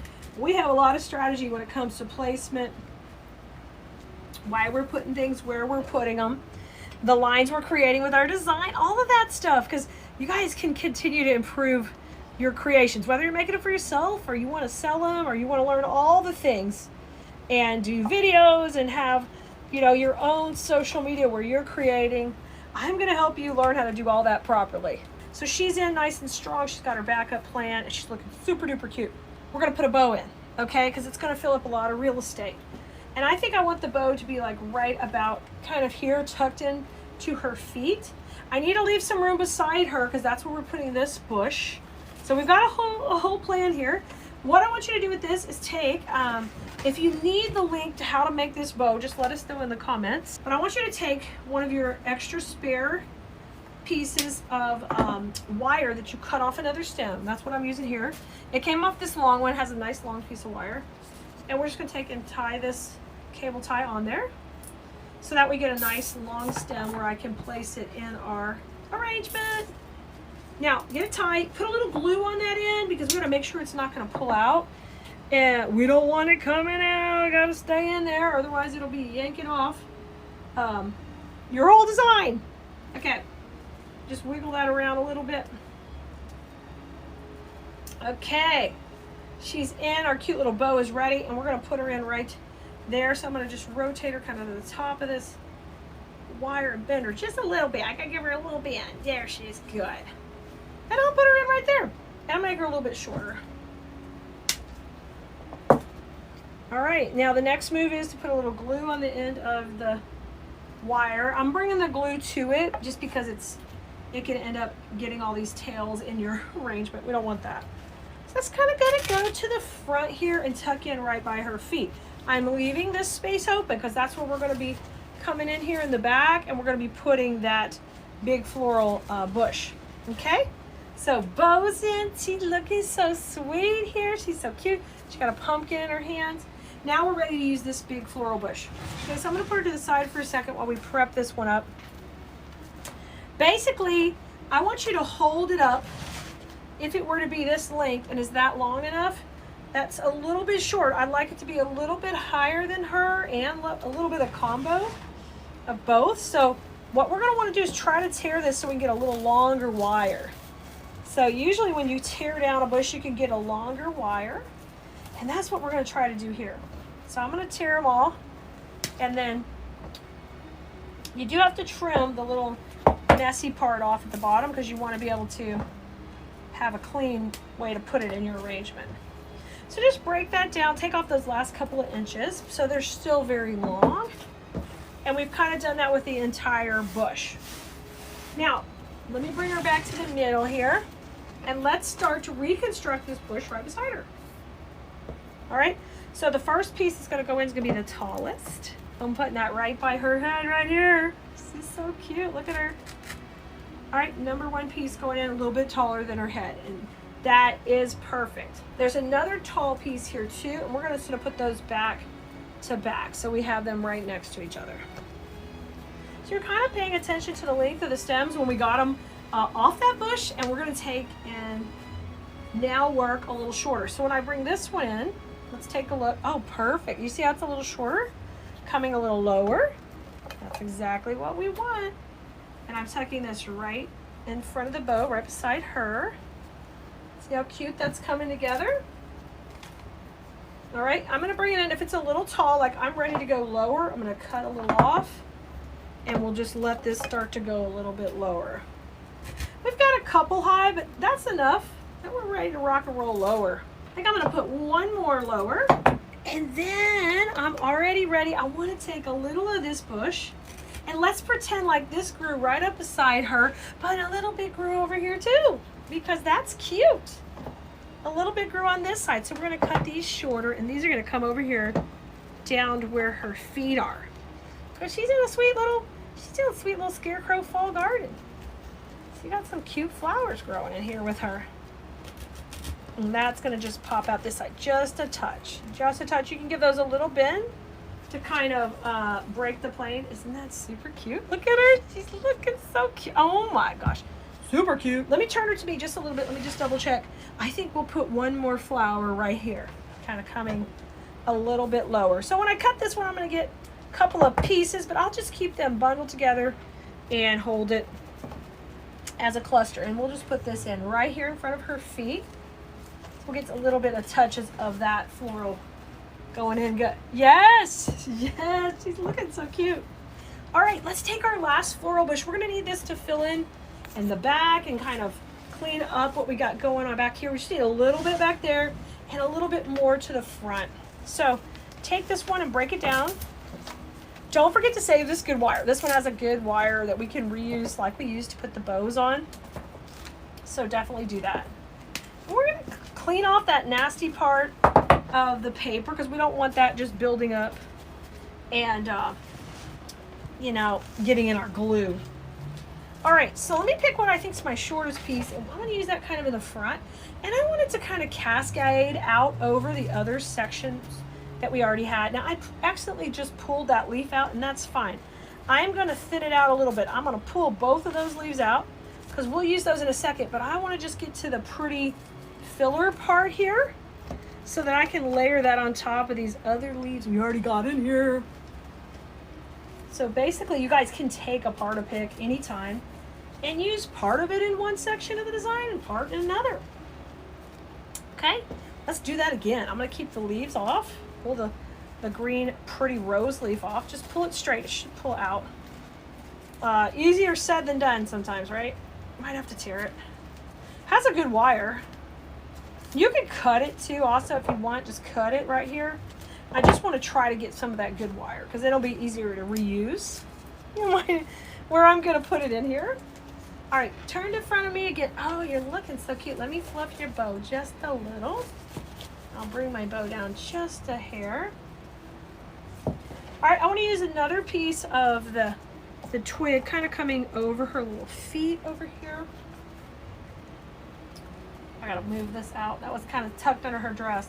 Now there's not a lot of places to go, but I'm gonna go right between her feet here into the foam. And then that can kind of come out. Okay, see how cute she's looking now? She's looking good. Now I saved all these leaves. These can go in the back here. Remember, I don't need to use anything fancy in the back. These are the same color palette.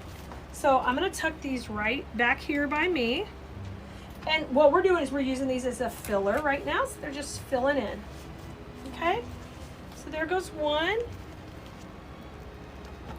All right, here goes two. Right in here. Okay, I'm gonna turn her around again so I get the last two in. She's spinning. She's spinning with us. You want to hear that crunch into the foam so you know it's going in nicely. Here comes one more. I got a little glue string going on. So we separated the leaves because you know what? We wanted to see a little more, I want to be able to see these fun fillers and not, you know, layer up the leaves at that point. She is cute, guys. Okay, one more pick. I do have more twigs. Now, I've been using this bunch of twigs on a couple of different projects. So we could even make a cute little twig bunch for the back here. Let's do that.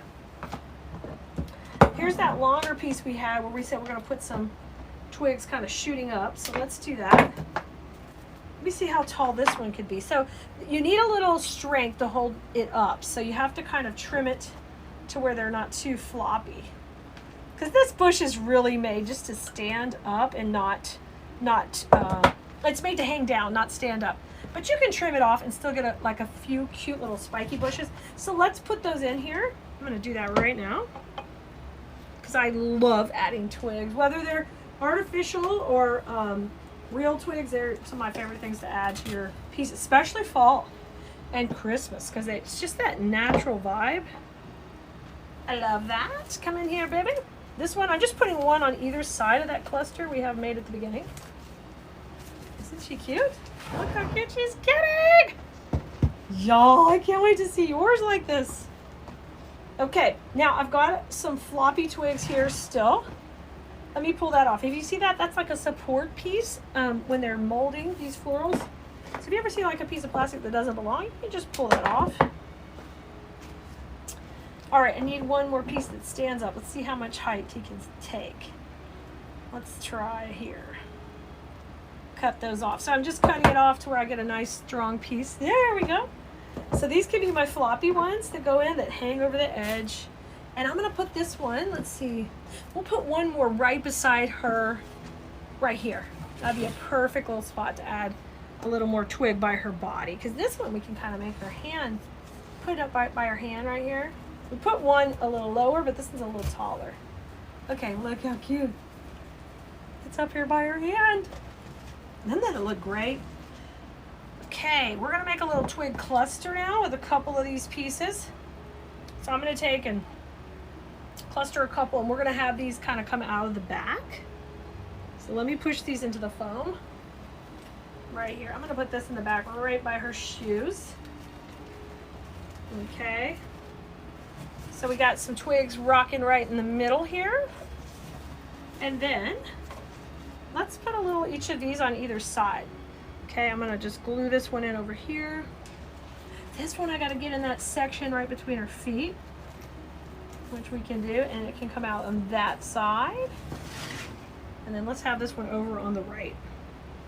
I think we're kind of in the home stretch, and she turned out so cute. I've got one pick left that we probably will take and divide up. And maybe put like a little bit of berry here in the back, because she looks pretty good as far as her berries. Oh, let's put a little in between the bow. I changed my mind. Let's kind of what we call break the plane of the bow. So we break it up a little bit with some floral or greenery. So that's what I'm gonna do right now. I'm gonna pull out the leaf again. So this we can use in the back, but I wanna use these fun little pieces to break the plane of the bow. So what I'm gonna do is cut this into a couple of sections so I can easily work with it. A tall one and a short one. All right, and this kind of came apart a little when I was working with it. If you wanna make your own little cluster, just take one of the strong wires, just go around, okay? And now you've made your own little cluster without having to get any more equipment or anything. We just worked with what we had. Okay, so what I'm gonna do is I'm gonna layer this between the bows. So this is gonna go in here. I'm getting into the foam, and then we're going to pull that through. See how we can pull it out right there, and it's kind of coming out of the bow. So it gives the impression that the flowers just grew all in around the whole arrangement. Let me look at it one more time. Let's do one over here on the other side. Give that a swirl, and I'm going to come in here. I'm going to turn her back to you just a second. This one I don't want to burn myself. I got to see what I'm doing. And then pull that up through the tails of the ribbon. So that's coming up through the loops and the tail, and you can see how cute she is when you add all that dimension and these twigs and these fun pieces. It's Kelly here. Hi guys! I'm gonna bring my camera over and move you in close, and we'll talk about what we're gonna do with this pumpkin today. Because I'm thinking we're gonna have a lot of fun, and we're gonna make it really detailed. Which sometimes I don't do that because I'm about fast and quick, but I feel like I want to make this one have a lot of fun detail to it. So let me grab my bow maker. Anything else I'm going to need, and we're going to get you set up. Let's talk a little bit about what comes in this kit. It's got a nice little assortment of pieces that come in it. And you can go big and bold and over the top, or you can keep it smaller and more detailed. I tried to make the kits pretty generous so you would have extra. If you decided you wanted to go simple, you would still have extra pieces to make something to match with them. So our ribbons here, we went with basically three different plaids, which you might think, you can't do that, but yeah, you can. For fall, it's a lot of fun. And then I thought, this is great. If you got into the other kits, all of these will mix and match with the ribbons in the other kits. So I wanted to make sure, you didn't have anything too rogue, where it could work all together. So you're going to get all three rolls of ribbon. You get the big pumpkin base in this kit. And then we're working with the berries again. And these are the berries that are so fun to break down small, okay? I love those. Then we've got our favorite greenery with the little pipberry in it. And then we have two of these sprays too that have the sunflowers and all the good twigs. So This is loaded with premium supplies, so I know we're going to make a beautiful piece. So let's start with our bow, I think, first. For this design, I'm thinking like a lantern swag, but I am going to build it right on the pumpkin instead of having it removable, because I want to sell it where it's just they buy the whole piece, right, and they take it with them. That's what I have in mind. And it has this little ridge right here that I think would be perfect to put a little piece of foam. So I'm thinking one piece right here would probably do us. We might put another one like right on top, a little piece there, and we would be good to go, okay? Just a couple little pieces. But when there's a ridge or an area for it to sit in, it'll help it wedge in there even better. Now, you can leave these leaves or take them off. It's up to you. I think I'm going to take them off. I may put them back in, or I may just leave them off, because I'm in the mood to do a bunch of detail on here and small pieces and really get in, into my zone. It's a cool little twig though, so save these. You can use these. Like, these would be great to embellish a scarecrow head. Little bitty pieces like this are fun. They're different textures because they're metal. Or you can just leave it on there too and work it into the design. Getting out my bow maker. For this bow, I'm just going to go funky bow right here. And maybe a couple of little trailers. But I'm using a 2.5 inch ribbon. And if I use that as a tail, it's going to be a little bit too fat. So I'm going to kind of plan out my tails as I do my bow. Okay, we're going to have like a whole strategy here. But you know what? Let me go ahead and let's put on our let's put on our foam first and get that started. So I like to use Gorilla Glue underneath here. And I'm thinking a little piece here. And these are not super duper fat. See, they're a little bit skinny. So that way I'm not trying to have this big old piece coming off. They're kind of slimmer. All right, I'm going to trim this one down too. Well, poor Honey Bunny, he's been sick, but I just sent him to the store because we ran out of dog food for Ari and Nori, and we got my mom's dog, and we cook it for them. And we cooked a bunch before we left, but I think my dad was spoiling the hell out of those dogs. I think they each gained like a pound since we've been gone. Because those cuties, he went through all the food we sent. So, Lord, I sent him to go, we got to cook some more. So he went to get some turkey, some sweet potatoes for those girls. So the kid is not the only things that's spoiled around here. Are y'all's animals spoiled too? And I think I know the answer, but tell me what kind of spoiling you do for them. Okay, I'm just putting this down flat so I can get this to set up. This is the Gorilla Glue. And then I'll put hot glue over it. Excuse me. And I did notice they did not have that multi-pack anymore at Sam's Club the other day. So I guess I'm going to have to pay, full price for it. I like my deal from Sam's. No such luck anymore. So I got a good amount of glue on there, and I'm just going to wiggle that in where it just sits right in here next to that edge. And then I want to be able to put this at the top, so I'm going to bring it down a little bit. There you go. And I'm scraping it off, but I'm still leaving like a nice little coat on top. Okay, I'm going to wiggle it in. I'm going to let it go down for a second, and then we're going to pick it up, because I don't want it dripping through the back. There you go. You see a little drippies there? I'm going to grab moss on those right now where they show. Because you know why? It's just easy. It's coated with glue right now. Just tack a little moss on it. And I'm not covering the foam at all. I'm just going back here where the little bit of glue is showing. Do not push that hard or you'll end up burning yourself. And now I'm just going to set it back down to let it finish drying.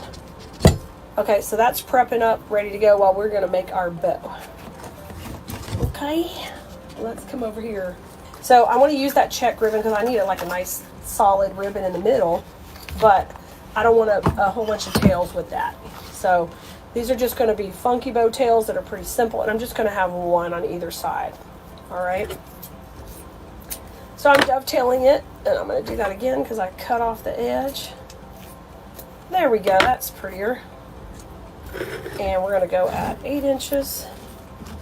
Go to the center and twist.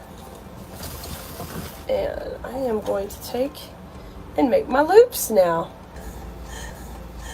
Okay, 6 inches here and twist. I went almost, it's a little shorter than 6. Just to be honest, it's a little bit shorter. Now scrunch it down, and this tail's going to go down. Let's do it here, and I'm going to take and dovetail this one. So our first kind of back layer for the bow is started. All right, now I'm going to bring my next layer up, and I'm going to bring that cute little check in. And now I'm ready to kind of play with a little longer tail. All right.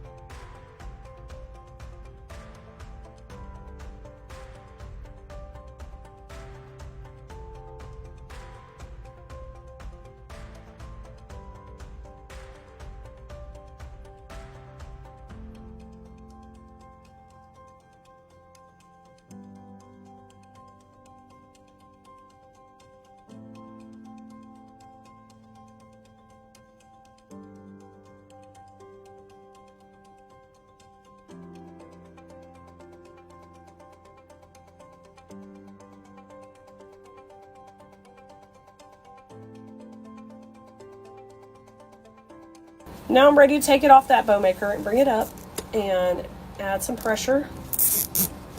Get that tight. Oh, Honey Bunny made it back. So now I'm going to layer it out here. See, I'm going to put the tails up. This plaid loop's going to go in the middle. So I'm going to make sure I got that right in the center. And then we're going to lay these over them. Just like that. I love that. I think it's a cute little combo with all the colorations. And I just thought it was a good thing to put in this kit because you probably have another color at home too you could mix it with. But I thought, let me give them all these textures because I think that just adds a little dimension to this piece, you know. All right.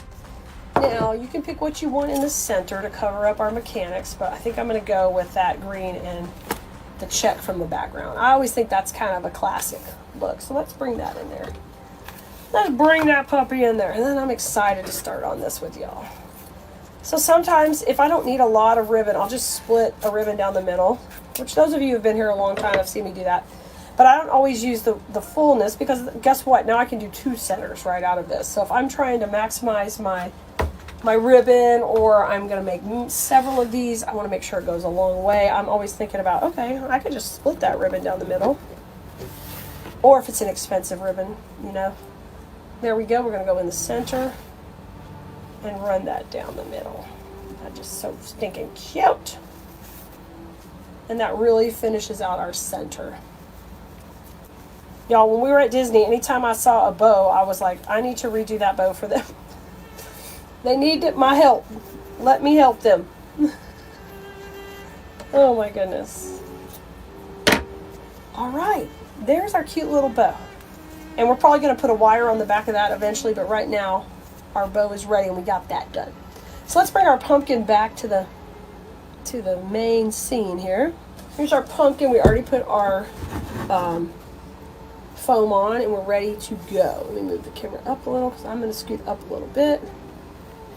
And I'm going to put my bow just off to the side. And we're going to start with our greenery. And we're going to do like we normally would on a wreath. We'll set our perimeter with our first greenery and then we'll work from there. All right, I'm going to pull these down. All right, I'm gonna start to shake hands with this, and we're gonna start to shape it out. And I want that leaf to the back, the rose leaf to the back, and all the pretties to the front. And the reason I'm kind of adamant about layering that way is so I get that pretty softness on the top, okay? All right, let's kind of come to the middle of our foam here to start this out, and I'm going to get my shape. So there's my first section, okay? And before I go too far up, let's talk about where that bow is going to go. We could have chose anywhere. We can put it right here, which would be adorable. So if we do that, we know we're going to need some greenery here and some greenery above it, okay, to kind of start to set our transitions. Now, the question was asked earlier today, hey, why don't you just go ahead and put that in? And to me, the reason I don't is because I'm working behind it the whole time, and it's easier for me to construct. But it's also a lot easier for you to see what I'm doing without doing that, okay? So I'm going to leave the bow out, and we're going to start continuing building up the perimeter, okay? So I know I need this piece to kind of go up high, to party up high, yeah. Party, party. I'm going to separate these out. Yep, and just bring these to the foreground. Look at that. How cute is that? And we're going to come up pretty high here. And if you need to bring your bow back, bring your bow back. Take a look at it, okay? Yeah, that'd be fine. So I'm going to kind of stay in that swag shape and work off the top. And we can make these very quick and fast and easy, but I'm going to do it with more detail. So that means I'm going to go a little slower and build smaller pieces to get that really wispy look. All right.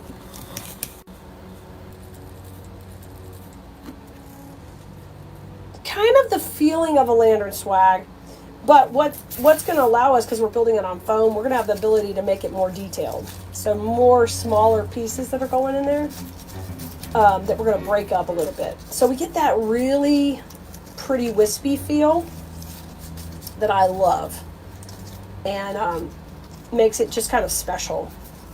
So I have one going up, one going down. We're going to need a little bit more. We're going to fill that in a little bit more.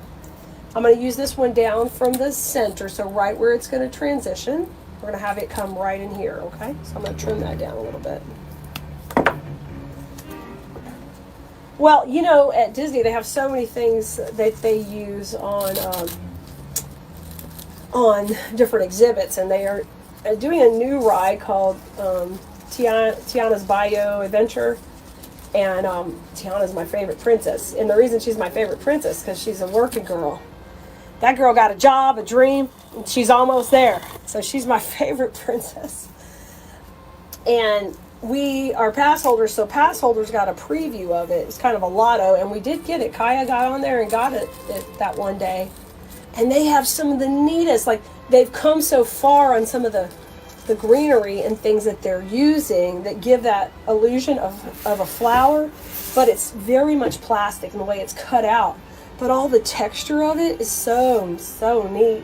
I thought, oh wow, the technology's really coming along, even in the theme parks, with the artificial flowers they're using. So I'll be curious. I'm sure that may not be cost effective to bring out to the major markets, you know, like to you and me, but I'll be curious to see if we see some of that trickle down to it. All right, I pulled most of that off. Now I've got these actually individually. I'm gonna come in here to the right. I'm gonna kind of circle back around here. All right, so let's bring our bow back and see if we like that so far. Oh yeah, that's cute. That's fine. So you can see I've set my perimeter. I'm happy with the distance everything is. Okay, so now I'm going to build from here. Let's take these pieces that are extra, and I'm going to hold these off because we're going to use these more in the foreground. We're going to switch to a different texture, and then we'll bring these more to the foreground when we get to that point. All right, now we're going to use this one. This one has all the fun greeneries. It's got this really cool mustard little grass in here, so we're going to go to town with this one now. So I'm going to try to keep it somewhat clustered if possible, and don't go into all the little pieces to start, okay? And then we can do some cuts to make some, you know, little sections here. So this one, see how I can divide it into 3 sections? I'm going to do that right here. 1, 2, 3. Ooh, look at that one. That's going to be good one. Okay. So I'm going to break them down. Here's one of the bigger sections. And I am going to leave this one big first, because I think it's easy to work in between each one of these sections. And the only thing we're going to do different is, because this is the perimeter, that's the longest points out, we got to back these up, okay? So you may have to take a little off the bottom, but I want to leave as much of the cluster together as possible. So here, like, I'm going to have to take off this section, and we'll use it separate, and this will be separate, okay? So we're going to bring that in next. All right, let's go in between. It's got to be a little shorter, so that's why I'm coming back, right? See our line? Perfect. Nailed it. All right, and if you can see a bunch of glue here, put moss, but if not, just keep rocking around. We'll figure that out, covering up the mechanics later, all right? So this is kind of a mustardy color one, so we can kind of alternate those as we're putting them in the colors. Now this one I'd like to be right here, and that's a little too long, so we're going to do the same little trick. Just separate that out. We'll have this as a different piece, and we'll put that one in. I know, this one's going to be a lot of fun. It's not going to be a whip it outer, but I believe you'll be able to charge its worth in this one, because we're going to really put some detail into it. Once we start putting all those little berries in, it's going to pop big time. You're going to love it. And we're going to get the bow in eventually and work around that bow. All right. Sometimes I love just sitting, making these type of things, and just kind of getting into the process. Because a lot of times I'm a quick designer and I want to whip it out. And that's just because I have to do that when we're selling lots of something. It has to get made and out the door, right? But when we're doing something like this, we can sit down and enjoy the process and, you know, charge a little more for it for our time and get into the excitement of it. This one, I want to go between those. So we're going to do the same thing, cut it here, and we'll have that little smaller piece. And I'm going to shake hands with it. That's another thing that's going to set you apart from anybody else, is you're taking the time to manipulate each wire the way it needs to go. So our transition, right, these come down this way, this kind of goes up, and then these go out to the right. So if I'm trying to put these in and these are going this way, it's not going to look right. It's not going to look clean and neat and finished.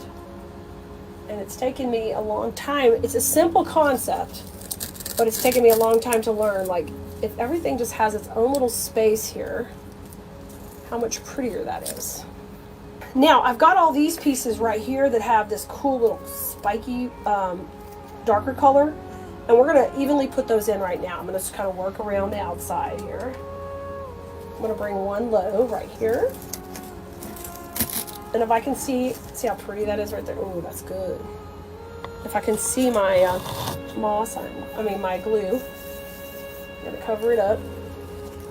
Starting to cover that up. Here comes another one. Just layer it all in. Now I'm going to use my zigzag technique. So if this came to the front, the next one's going to go zigzag up. So I'm still zigzagging, right? Like a zigzag stitch. But I'm going to go to the outside. So this was the inside, so this one's going to go to the outside. And that's how I'm going to get this color evenly distributed, and I'm going to inadvertently create triangles with it by doing that. Once you get the third one in. Okay, come here. Don't slide on me. There we go. So then you just started sliding backwards. I'm going to move that leaf to the back. Oop, I grabbed a little glue on there. All that's going to happen is I'm not going to glue the string. It's going to irritate me. I try to think out of the box, guys. I mean, you got to be different. You always got to be doing something a little different, and hopefully that encourages you to try something different. Okay, then we're coming back to the middle with the next one. And I'm going to take off this little leaf. I don't really need that on there. And we're going to cut this shorter.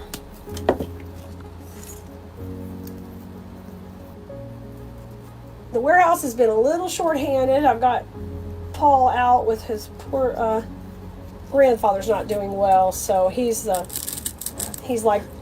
care of his grandfather. So he's gone to help him All right, zigzag, zigzag. So now going back to the outside, and now this is kind of going up. And you see how pretty? And I'm gonna run out of red, but that's gonna be beautiful because it's just gonna be on this side, and I'm digging that totally. I'm loving that. We'll put the mustard on the other side. I didn't even have that planned, but that is gonna be so pretty. Let's bring that up here. Pop that in. Oh, how pretty is that? Turn that leaf around. I'm leaving the leaf on this time. If I don't like that leaf and the way it's sitting, I'm gonna cut it out, but it's okay right now. Let's come on into the right, and we got 2 mustard pieces, and I'm gonna cut those out right now, okay? I'm just gonna cut them into their own little sections, trim them down, and those are gonna go on the right. And then after that, we're gonna get that bow in and start to put all of our berries and fun pieces in. Let's come down here. Okay. Little leaf to the back. I like the leaves in the background. I don't really want them in the foreground. You know, because they're wider and they're going to cover up all our fun little picks. We have this available as a kit.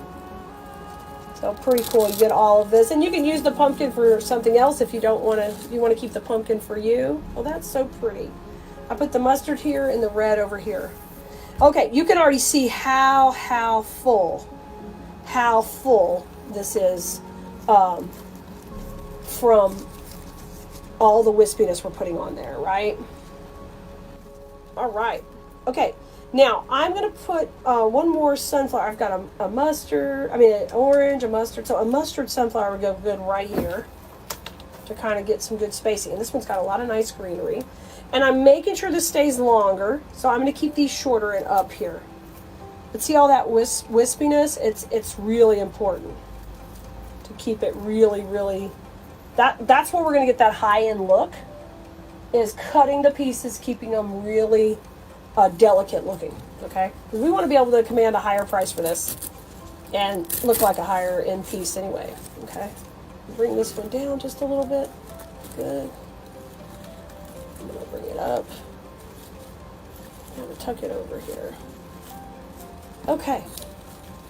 Very good. Now I've got these pieces left, and I'm putting those with the other pieces that we had left from the pip berries and a little bit of greenery. Remember, we're going to work that all into the bow. All right, so this is all little things to use later. Okay.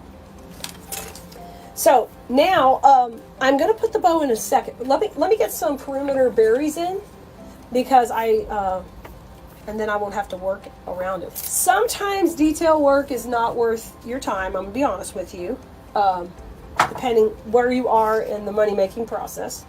But other times, it's real important.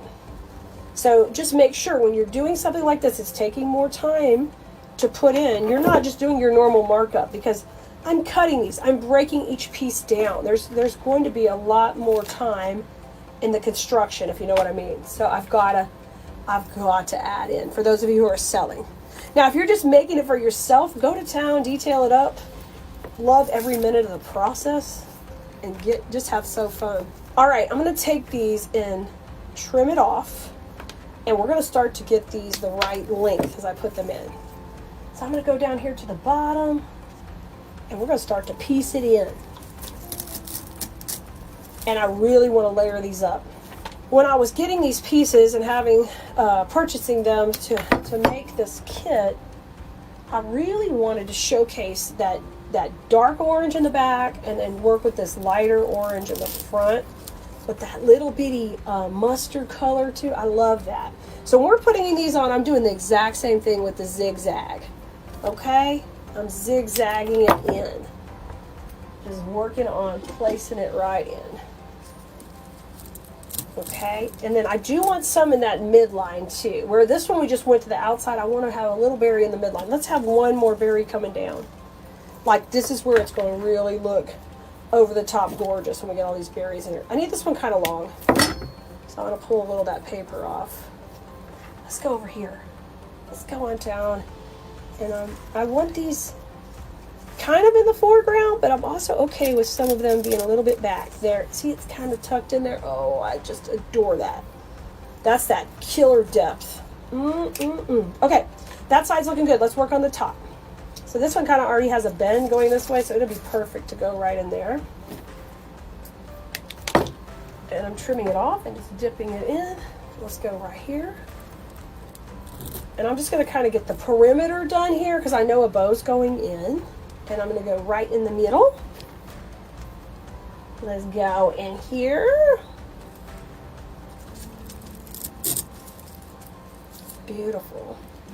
Let's go to the right. Let's go here. Now this one I'm going to give it a little bit of bend, and we're going to do that same thing. And remember, we set that perimeter with the greenery that we started with. So we don't have to, you know, go out further than that. We're staying tighter. That's where a lot of people go wrong when they're trying to do something like this. It ends up looking like a peacock because they go way too far out. So you want to keep it tighter. And here I'm trying to make sure that I don't get this side too far down. I want to because I started having so much fun making it. But nope. All right, that leaves me a handful of berries to put in after we get our bow in. Let's get our bow in next. Let me show you how good this looks. So this looks real good. See how wispy it is? Yeah. You know what? The problem is every time we make one of these, I want to keep it. All right, the bow's going to go right in there. So we're going to take and tie this up, and I'm going to put in a wire in the back, and I'll just use one of my stems that I have saved here from earlier. We're going to make our own floral pin. All right, so I made my little wire pin, but it's a little too long. I could have maybe used a regular floral pin, but this is, I need it to come out a little bit, not suck in there too much. Okay. Now let me decide what direction. I think I have this option, or I think I want it this way. I think I like that bow just doing that. That's cute as can be. All right, let's get that dang glue on those pieces here. And that's the way you want it, right? Let's push her in. Please go in easily. There she goes. Oh my gosh, that's so stinking cute. Let me fix her a little bit. So once you have that bow, I want to bring the bow back down. I'm going to bring it in. I put it a little too high. It needs to be down a little bit, okay? So let me bring it back out before it gets too glued in. Wiggle gently before it gets too glued in. There we go. Okay, we're going to try it a little lower. I want it right here. I'm just going to pull off that glue and we're going to try it again. So I really like it with two things open, but I think we can get it. Let's try again. Bring this over. There we go. Now be careful when you're doing this. This is an easy way to burn yourself. Hold on to it and press it in. Let's see if that works.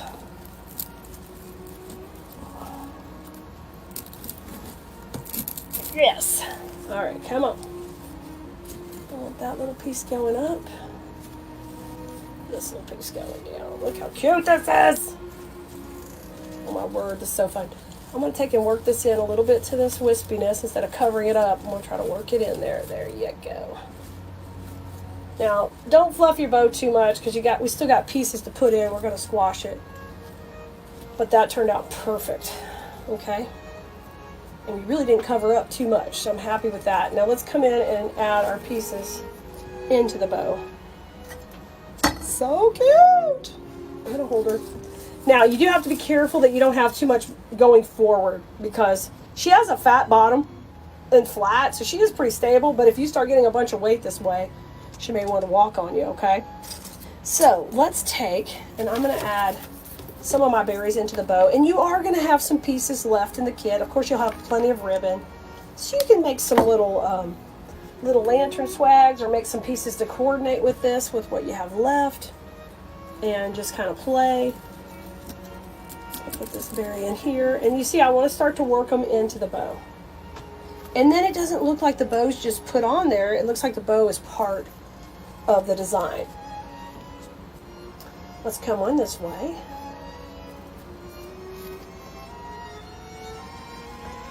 We're not quite done. It's got a little more detail work to work in here. in between everybody. Keep working that coming out of that ribbon. All right, let's add a little bit of these greener pieces here. I can't wait to put that little mustard stuff in here, this stuff. Ooh, it's gonna be fun. Let's take this and work this in here. All right. I'm gonna put one coming out the bottom of the bow, which is kind of like this way. So we're gonna go under here and find the foam. And just push it in. I'm sorry if my head's getting in there. It's getting serious right here. Okay.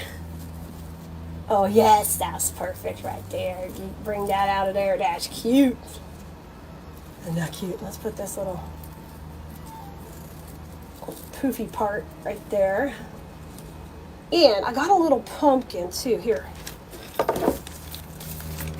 This little pumpkin. That's so stinking cute. Let's put that right in the middle. Y'all, this is so fun. Oh my gosh, it's so pretty. I'm so excited. And when we started the video, there were a few left of this kit. So you might still be able to grab one, but they may all be gone. A little bit more berries coming in.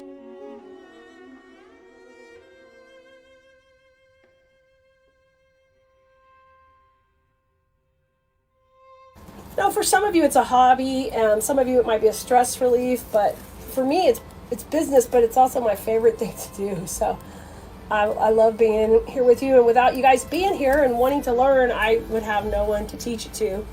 And, you know, I love it. So thank you always for being here.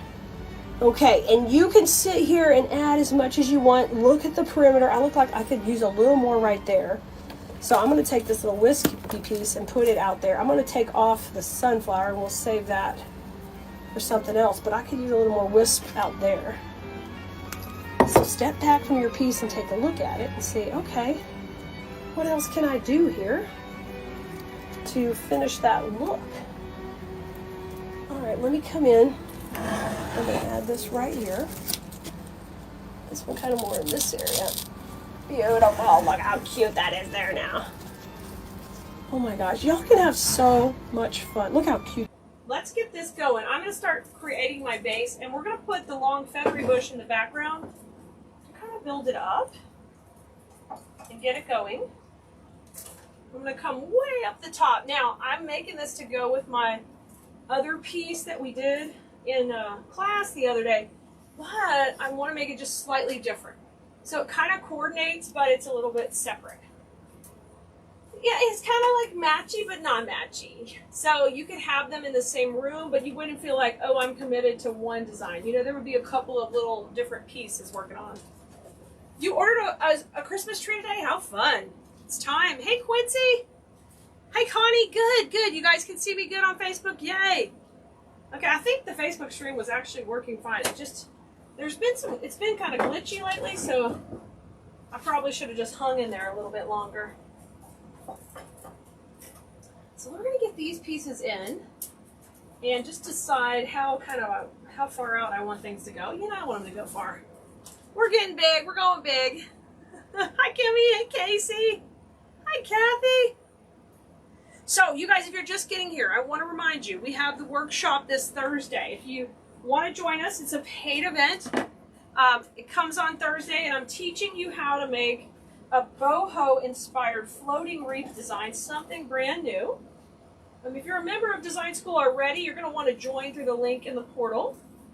If you're not in our class, we would love to have you as well. It's a great way to get an introduction to the class. When you sign up, you can sign up for the workshop, or you can actually slide into class and the workshop. We generally are not taking new students until late August, but when you come through a workshop, we give you the opportunity to join class. So that's an option as well. But that's what we're going to be doing all day Thursday.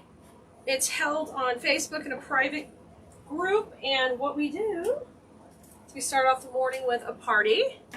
Then you have recorded tutorials that you can watch, and you also have live videos where I make the projects again, but different slightly different. So it kind of gives you inspiration to do so many different things. And we have fun, but I'm also teaching you the principles of design we're using, so you can definitely recreate that design. So over here on TikTok, check out the link in the bio up above. And if you are on Facebook or YouTube, you're going to want to just ask in the comments and we'll get you a link. And we just posted a link. Yay! Yay! You can't wait for the workshop. Oh my gosh, y'all, they're so excited on Facebook. I'm fairly new to TikTok, so welcome everybody. Hello, hello. Thank you for the love, the likes, the hearts, all the things. I'm still learning. But let me show you what we got so far. We got really, really wispy. Really, really wispy. Hello, Sharon on the FB. I don't know what these algorithms want. We're going to use all the code languages. Try to stay out of trouble. Oh, I think I knocked my cutters down. I was looking for a shirt that kind of coordinated, but I'm working with orange. The Boho Workshop Wreath has kind of mauves and creams and all kind of fun stuff. So I went with coral. I was like, coral is the closest we can get to match. Oh, y'all, my wire cutters, they fell way back here. Why is it when things fall, they go way to the back? Got them. Got them. Hi, Debbie. Hey, Pat. Okay, so I've kind of got it built out really pretty. So far, I've got touches of that wispiness. Now, one of the things we used in design school this week, last week, we used a bunch of these really cool twigs. So this is the same type of twig, but it's made to hang down. You guys, I like to use artificial pieces in all my work that look as real as possible, but we try to find a price point. I mean, there is some really gorgeous things that are amazing, but sometimes that price point is just too high. So we try to find a really nice price point for the price and find that happy medium with everything we have at clues.com. And this is one of those cool pieces. So this is fake. This is totally fake twigs. They're plastic, but once again, they're painted really good. Nobody would know. This is when you need them. Nobody's gonna know. Nobody's gonna know. Okay, I'm gonna have this right in here. We're gonna get super twiggy right in between. Oh my gosh. Oh yes. This is going to be dramatic. That's what I'm hoping when we get to the Boho Workshop on Thursday. You are feeling the drama.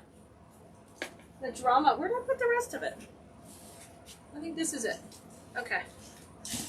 I've got some that stick up and some that hang down. So it's a combination of both. Hi, Debbie. Hey, Karen. Great to see you tonight. Y'all, if you're not on our notification system, you're going to want to get a spot on that. And just go to textkelea.com, textkelea.com. You can also text me at 832, you know I'm going to panic and not remember it. 832-734-5201. Text me the word live. When you send the word live, we'll send you a directions on how to sign up for our live notifications. Hi, Vicki. Hey, Shelly and Karen. Good you're here. Woo! Your door isn't this big. That's the cool thing. When you make your own designs, you can do whatever you want. I'm from Texas. Everything here's big. Everything here's big. We don't even want it little. I don't make pancake wreaths. I don't make wreaths that go behind screen doors. None of that stuff. It's all about drama. But when you make your own, you can certainly scale it back to whatever you want. Shelly, if you're in design school, you still have to join the workshop, but it's no additional cost for you. So go into the design school group, and there is a link there. Or you can go onto the dashboard in design school, and there's also a link there for you to join. You just want to join through that link. Look how pretty this is. Oh my gosh. We're already putting the drama. Joanne, I am great. Oh, I see you're an anniversary follower. You've been here for a year, Joanne. You're the best. Thank you so much. Some of you guys have been Bloomerinos for a long time. Well, if you're brand new, I've been doing this 25 years. I've only been on social media. Oh, look at this. Look at this. Oh, I'm feeling it. I've only been on social media for 5 years, like full-time doing content and all the things. All the things. Angie, you did? Good. Good. Angie got the text. She's here. Okay, so now we're going to add this piece in. This is kind of a wispy eucalyptus.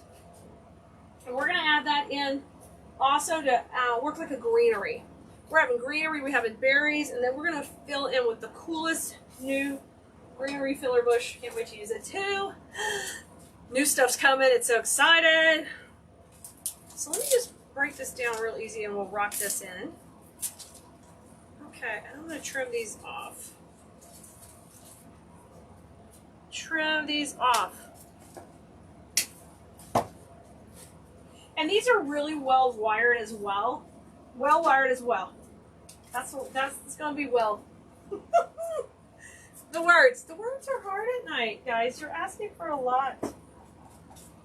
Make a wreath, say the words, do the things, market the workshop, make it pretty, have fun, interact with the followers, have a good time. Can I do it all? I can do it all. I'm a pro. I'm a pro. Let's bring this one down. I'm going to add a touch of these. These just add a little bit more brown. Now you notice I put the orange kind of in the background because it's going to be, we're going to be layering a lot of the brown on top with twigs and grasses and greenery. So trust the process here. It might look a little wild at first. It's going to come together. Lori, and you've been a design school student for a year and a half. Woohoo!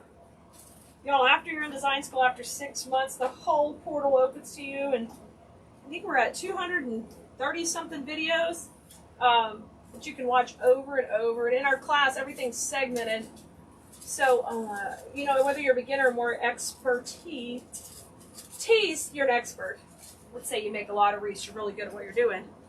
Then you can go to the section of the video you want to learn that skill and move on. So that always happens.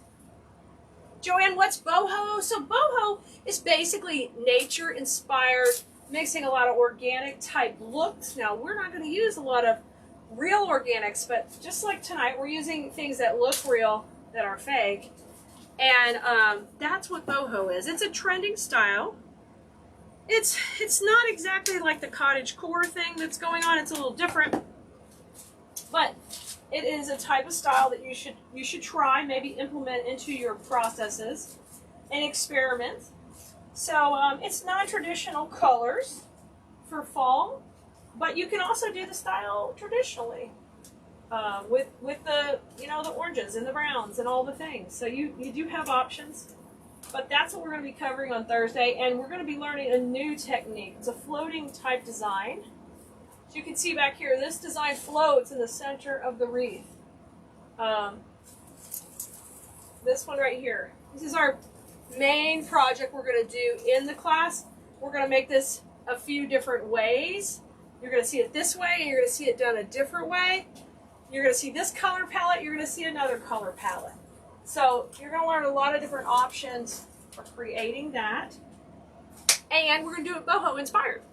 Yes! Do I have filler flowers to match the dark mauve sunflowers? I probably do. A bunch of new filler flowers just came in. So hang on. You're going to see a bunch of those posted pretty soon, okay? We got some pretty mauves and like a purples. Just gorgeous pieces. So if you guys have never seen us before, this is what I do. Create beautiful pieces. Inspire you to try some of your own. Look at all the follows over here. You guys are the best. Thank you. All right, let's get some twigs. Now that same twig, y'all, we have the supply list will be available for you on Khalees.com. So when you get later on, you can go to Khalees.com. We have this supply list, and in every supply list, there's also a link to the video, so you can go back and watch it. Those are available for you on YouTube or Facebook. Replays are not available on TikTok right now, but you can go catch them other places. Oh, yay! Sherry's a brand new Blue Merino, KDS Blue Merino. Yay! You're going to be in our class on Thursday, Sherry. Great! I'm so excited. Very nice to meet you. You've been following here for 2 years and now you're joining class. I'm so excited. This is great. Well, you couldn't have picked a better time to join design school. Right now with all the boho inspiration, it's just really right up our alley. It means what I love to create and design is popular and trending, and that is always like, yes. Yes. I love it. Okay. All right, so here's what we got so far. We got some nice drama, the twigs coming down. We've got the, we got a little bit of eucalyptus. We got a long way to go here, but we got the beginning. Because of course I made it big and dramatic. Am I the drama? The Wreath's the drama. Hey, David from Tennessee. Polly got her text. Yay, thank you for letting me know, Polly. You're awesome. Okay, I'm coming in over here.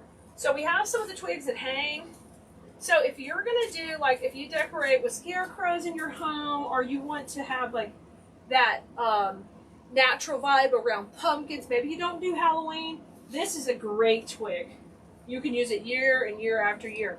In this design, we're using it to flow down and bring that eye down. When you create a piece for someone's door, if they have a grand entry, it's beautiful to span the length of the door. And I like to do that. All right, let's go berries. So we're making this to go with the centerpiece over here. You guys can see the orange centerpiece. I'm going to show y'all. So we're going to add, I'm sorry guys, y'all got to move up a little bit. So now we're going to add the berries.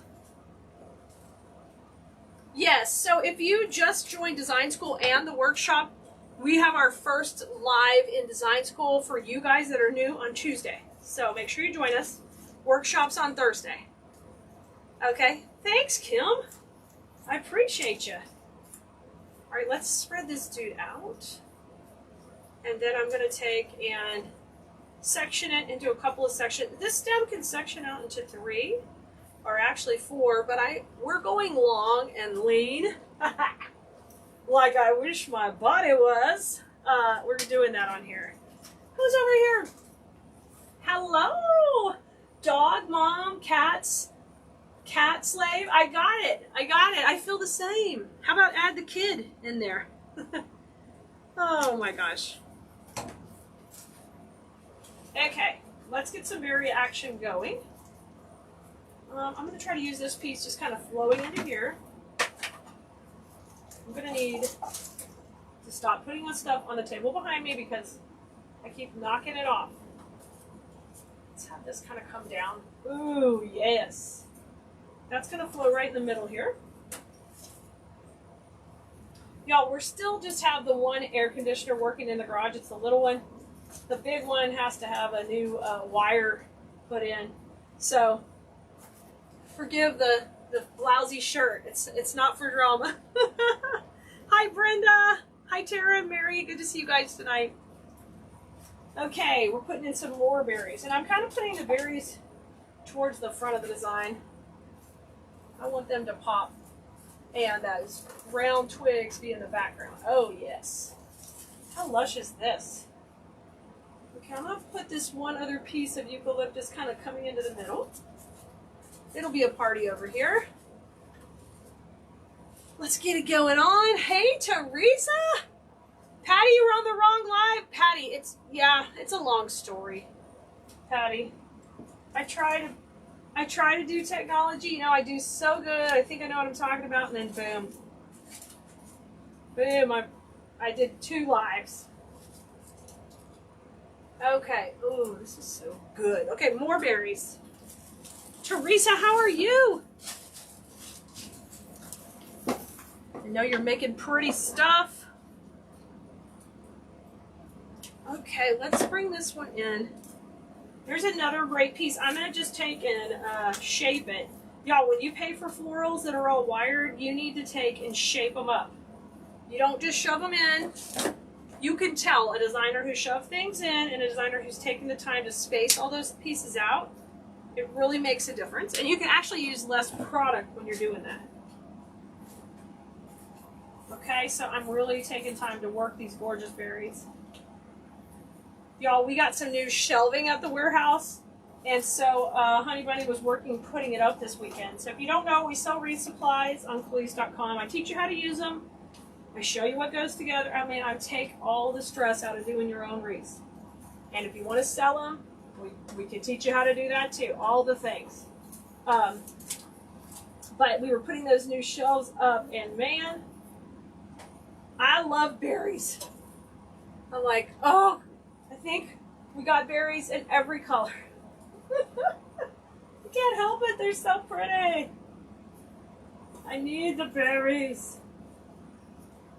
All right, let's bring this down. Is there one product or supply that you love? It? Tell me what that is. I'm going to guess what some of it is for you guys, but what is the one thing you always are drawn to when you're shopping for supplies? Like, you're like, oh, I need more of that. Is it ribbon? Is it twigs? Is it berries? Oh, I can't wait till you tell me. I can't wait till you tell me. Yeah, if anybody's asking about design school or our workshop in the comments, if you guys have been to one of ours before, I would love for you to tell them what you think about them, what you enjoy. Filet. I like it. Oh, filet. I like a good filet too. Ribbon and greenery. You can't have enough, right? Oh, yes. Twigs, ribbon, berries, all of them. Good to see you, Nellie. Serena just says ribbon. That's the one I thought all of y'all were going to say. Clee is not a ribbon hoarder, but you guys have me beat. But I have you beat on twigs and weird pods and greenery. And mushrooms. Mushrooms. Oh, thanks, Donna. This is my passion. It's what I love to do. It's my pleasure to teach you how. I adore my design school students so I can actually, walk through the process step by step.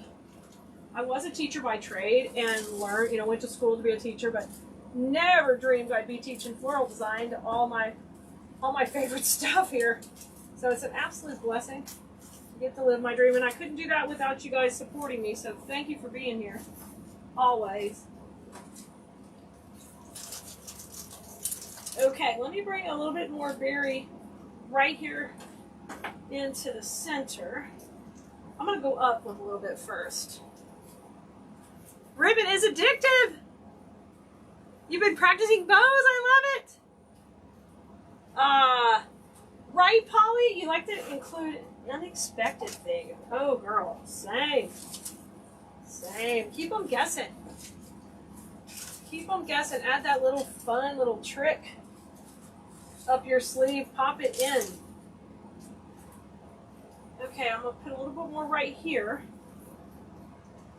Oh, thanks, Pam. Pam says workshops are amazing. Excellent teacher. Thank you, Pam. You are so sweet.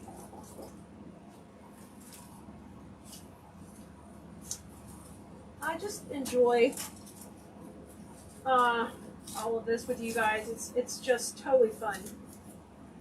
Okay, be careful. You don't want to rip the berries off because you're impatient like Kali. Okay. I need a little more. I'm going to put a little more of the feathery orange to the front here. Oh, wait. I think we're going to add the next greenery first, which is a new one, and it's gorgeous. It has, let me give you guys a close-up, okay? Look how pretty this is. It's got creams and oranges. It's just beautiful. And filler, too. All of it. Oh, Teresa, I'm so sorry what happened. I missed what happened. Teresa, I don't know what happened. I hate to hear something bad happen, but Teresa has been here for a long time. Okay, I'm going to separate this out into sections. It separates really easy. Just tear, tear, tear. I like that it's airy. I always want to look, but I can't stop stuffing and stuffing. Well, we're going to keep everything fairly long in here, and then when you're going to get back here towards the center, we're going to have to shorten it up. Because now we got to cover all of our mechanics in here. I used like a a greener moss, so we need to tighten this up to kind of cover that up. You're not going to really see it. Once I add this in, you're going to pick up the green for the moss. It's all going to look good. But now I am going to have to shorten these up a little as we get in the middle. Oh no, I'm so sorry, Teresa. Your baby had to put your puppy down. I am so sorry. That is a bummer. Okay. So I'm going to cut these a little shorter because we want these to kind of be hanging out to the inside. Inside party right here. But this is just a, oh my gosh, that is like perfect. 60919, eat your heart out, baby. Woo! This is good stuff. I like this light green greenery on here too. Oh, yummy. I'll put a link, you'll of course have a link to all of this on the supply list when we get done with it. This is definitely, like you said, unexpected, a different texture. Oh, yes. And I like that we put the orange in the background to layer it all up. No, yeah. This is turning out great. And you know what? It's got less brown than the arrangement, but how good is this going to look when I combine them both? I cannot wait to get my booth all set up with all the new fall. I'm trying to hold out till August to set up my booth for fall, but I want to go now. All right, let's put this one in down here. I got a lot in this zone. Get in there, buddy. Pretty. And I'm going to keep cutting it up into smaller pieces. Pat, oh my gosh, Pat, it's going to turn out great. We're going to get there. You guys on TikTok maybe you having a hard time appreciating, but look, it's really going to be gorgeous. Hello, Mary Jo. Best website builder, developer, designer. Hey, where are we from? I am from Houston, Texas. I'm actually in Sugar Land. That's why we're making big, massive wreaths, because we don't do no stinking small. Got to keep it big. Actually, this one I'm just trying to make a statement. Statement. Well, this piece I think still needs to go up. This needs to go the other direction. Go the other direction. I'm so glad you're liking this one, Pat. I like how we've layered up the colors on this design. Sometimes that's harder, but we're nailing it. We're killing it. Hey, Margaret. You're welcome. How's the best floral designer teacher doing? I'm doing great, Mary Jo. I'm doing great. We are getting ready for our workshop on Thursday, Mary Jo. Got a lot of new bloomerinos in the house tonight. A lot of folks excited about the boho floral fall workshop. We're gonna have so much fun. I'm just cutting the trash on the table, guys, so it's not all over the floor. Okay. I'm gonna space this one out. Oh my gosh, you made us, oh, how fun. Yeah, we're gonna have fun. I can't wait either. Workshop time. So don't forget, if you want to join us in the workshop, links in the bio. It's a paid event. It's being held on Facebook in a private group. Yeah, we're gonna have 3 videos on Thursday, starting off the morning with the party. Don't miss the party. Lots of giveaways if you can. We do, in the workshop, we do make sure that everyone's included in the giveaways, even if you can't be there live, because we understand everyone has work schedules and all that stuff. So don't worry, everybody's included in that. But I also like to give away some little sweet treats to those of you who are live with us, hanging out. So I'm excited. I've already told the family I am busy all day Thursday. Don't come in the bloom room. It's game on. Y'all, I was even out trying to find some last minute fun things today because I had some more ideas. I just continuously have ideas, guys. And I'm gonna set up the studio, get it decorated for the workshop. It's gonna be fun. Okay, let me step back and take a look. Oh my gosh! They're nailing this! This is pretty! I'm in love! It's all Khalees.com. You guys, workshop Khalees. You can go there to get the workshop. You can email us, all of that. The schedule, the supply list, and you don't have to buy the supplies, you guys. You can wait. I actually suggest you might wait until you watch the videos, because I'm going to make the wreaths more than one way.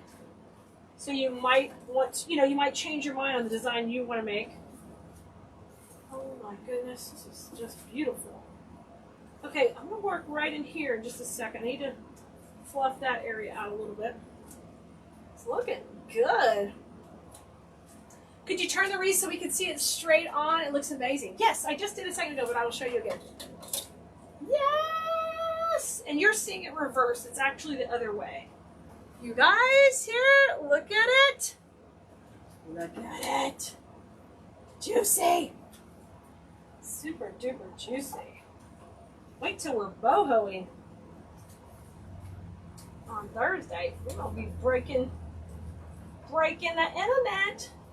I'm excited because we're doing a new technique, even though it's the boho style. We're doing a new technique that you can use any time of year, of course. And I think you're going to find it so simple and so fun. That's another thing. I'm always trying to come up with something new and different that kind of simplifies the process, but makes your work even stand out against the competition and be a little bit different every time. Okay, I'm going to steal a couple of berries. So this is called the transition point here, guys, where we're coming up and we're going down. And you could put something in the transition point. We could put a pumpkin. We could put a bow. But I'm the queen of the no bow. Because remember, I told you I'm not a bow hoarder. I do ribbons, and we do have plenty of bows. But we're going to work that area right here, just filling it in nice and pretty. And you learn all about transitions in design school, spacing, all of that stuff. So it'll answer all the questions for you. I got some glue strings. We got to get those out. Okay, let me take a look. Holy smokies, gorgeous. All right, I'm going to bring back some brown twig, and we're going to have that more towards the foreground a little bit. This time I'm going to use the more pointy one. Thank you, David. I'm glad you like it. I cannot wait. It's going to be the drama. Yes! You could do both. You got it. Oh my gosh! Oh, is it? It's looking like fall. Oh, yes. It would be perfect. And Connecticut, I love it. You just joined my Facebook? You're awesome. Awesome, awesome. Hey, Christina, I hope you're feeling better. Hope you're feeling better. Oh, Debbie, go into the Facebook group and there's a link in there for you, okay? So you won't, if you're a design school member, you don't pay for the workshop. It's not an additional cost for you, okay? Polly, you signed up for design school. Whoop, whoop, whoop. This is exciting.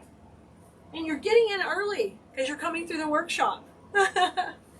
You guys, if you're already design school students, you will go into the Facebook group and there's a link there for you to join. You'll just click it.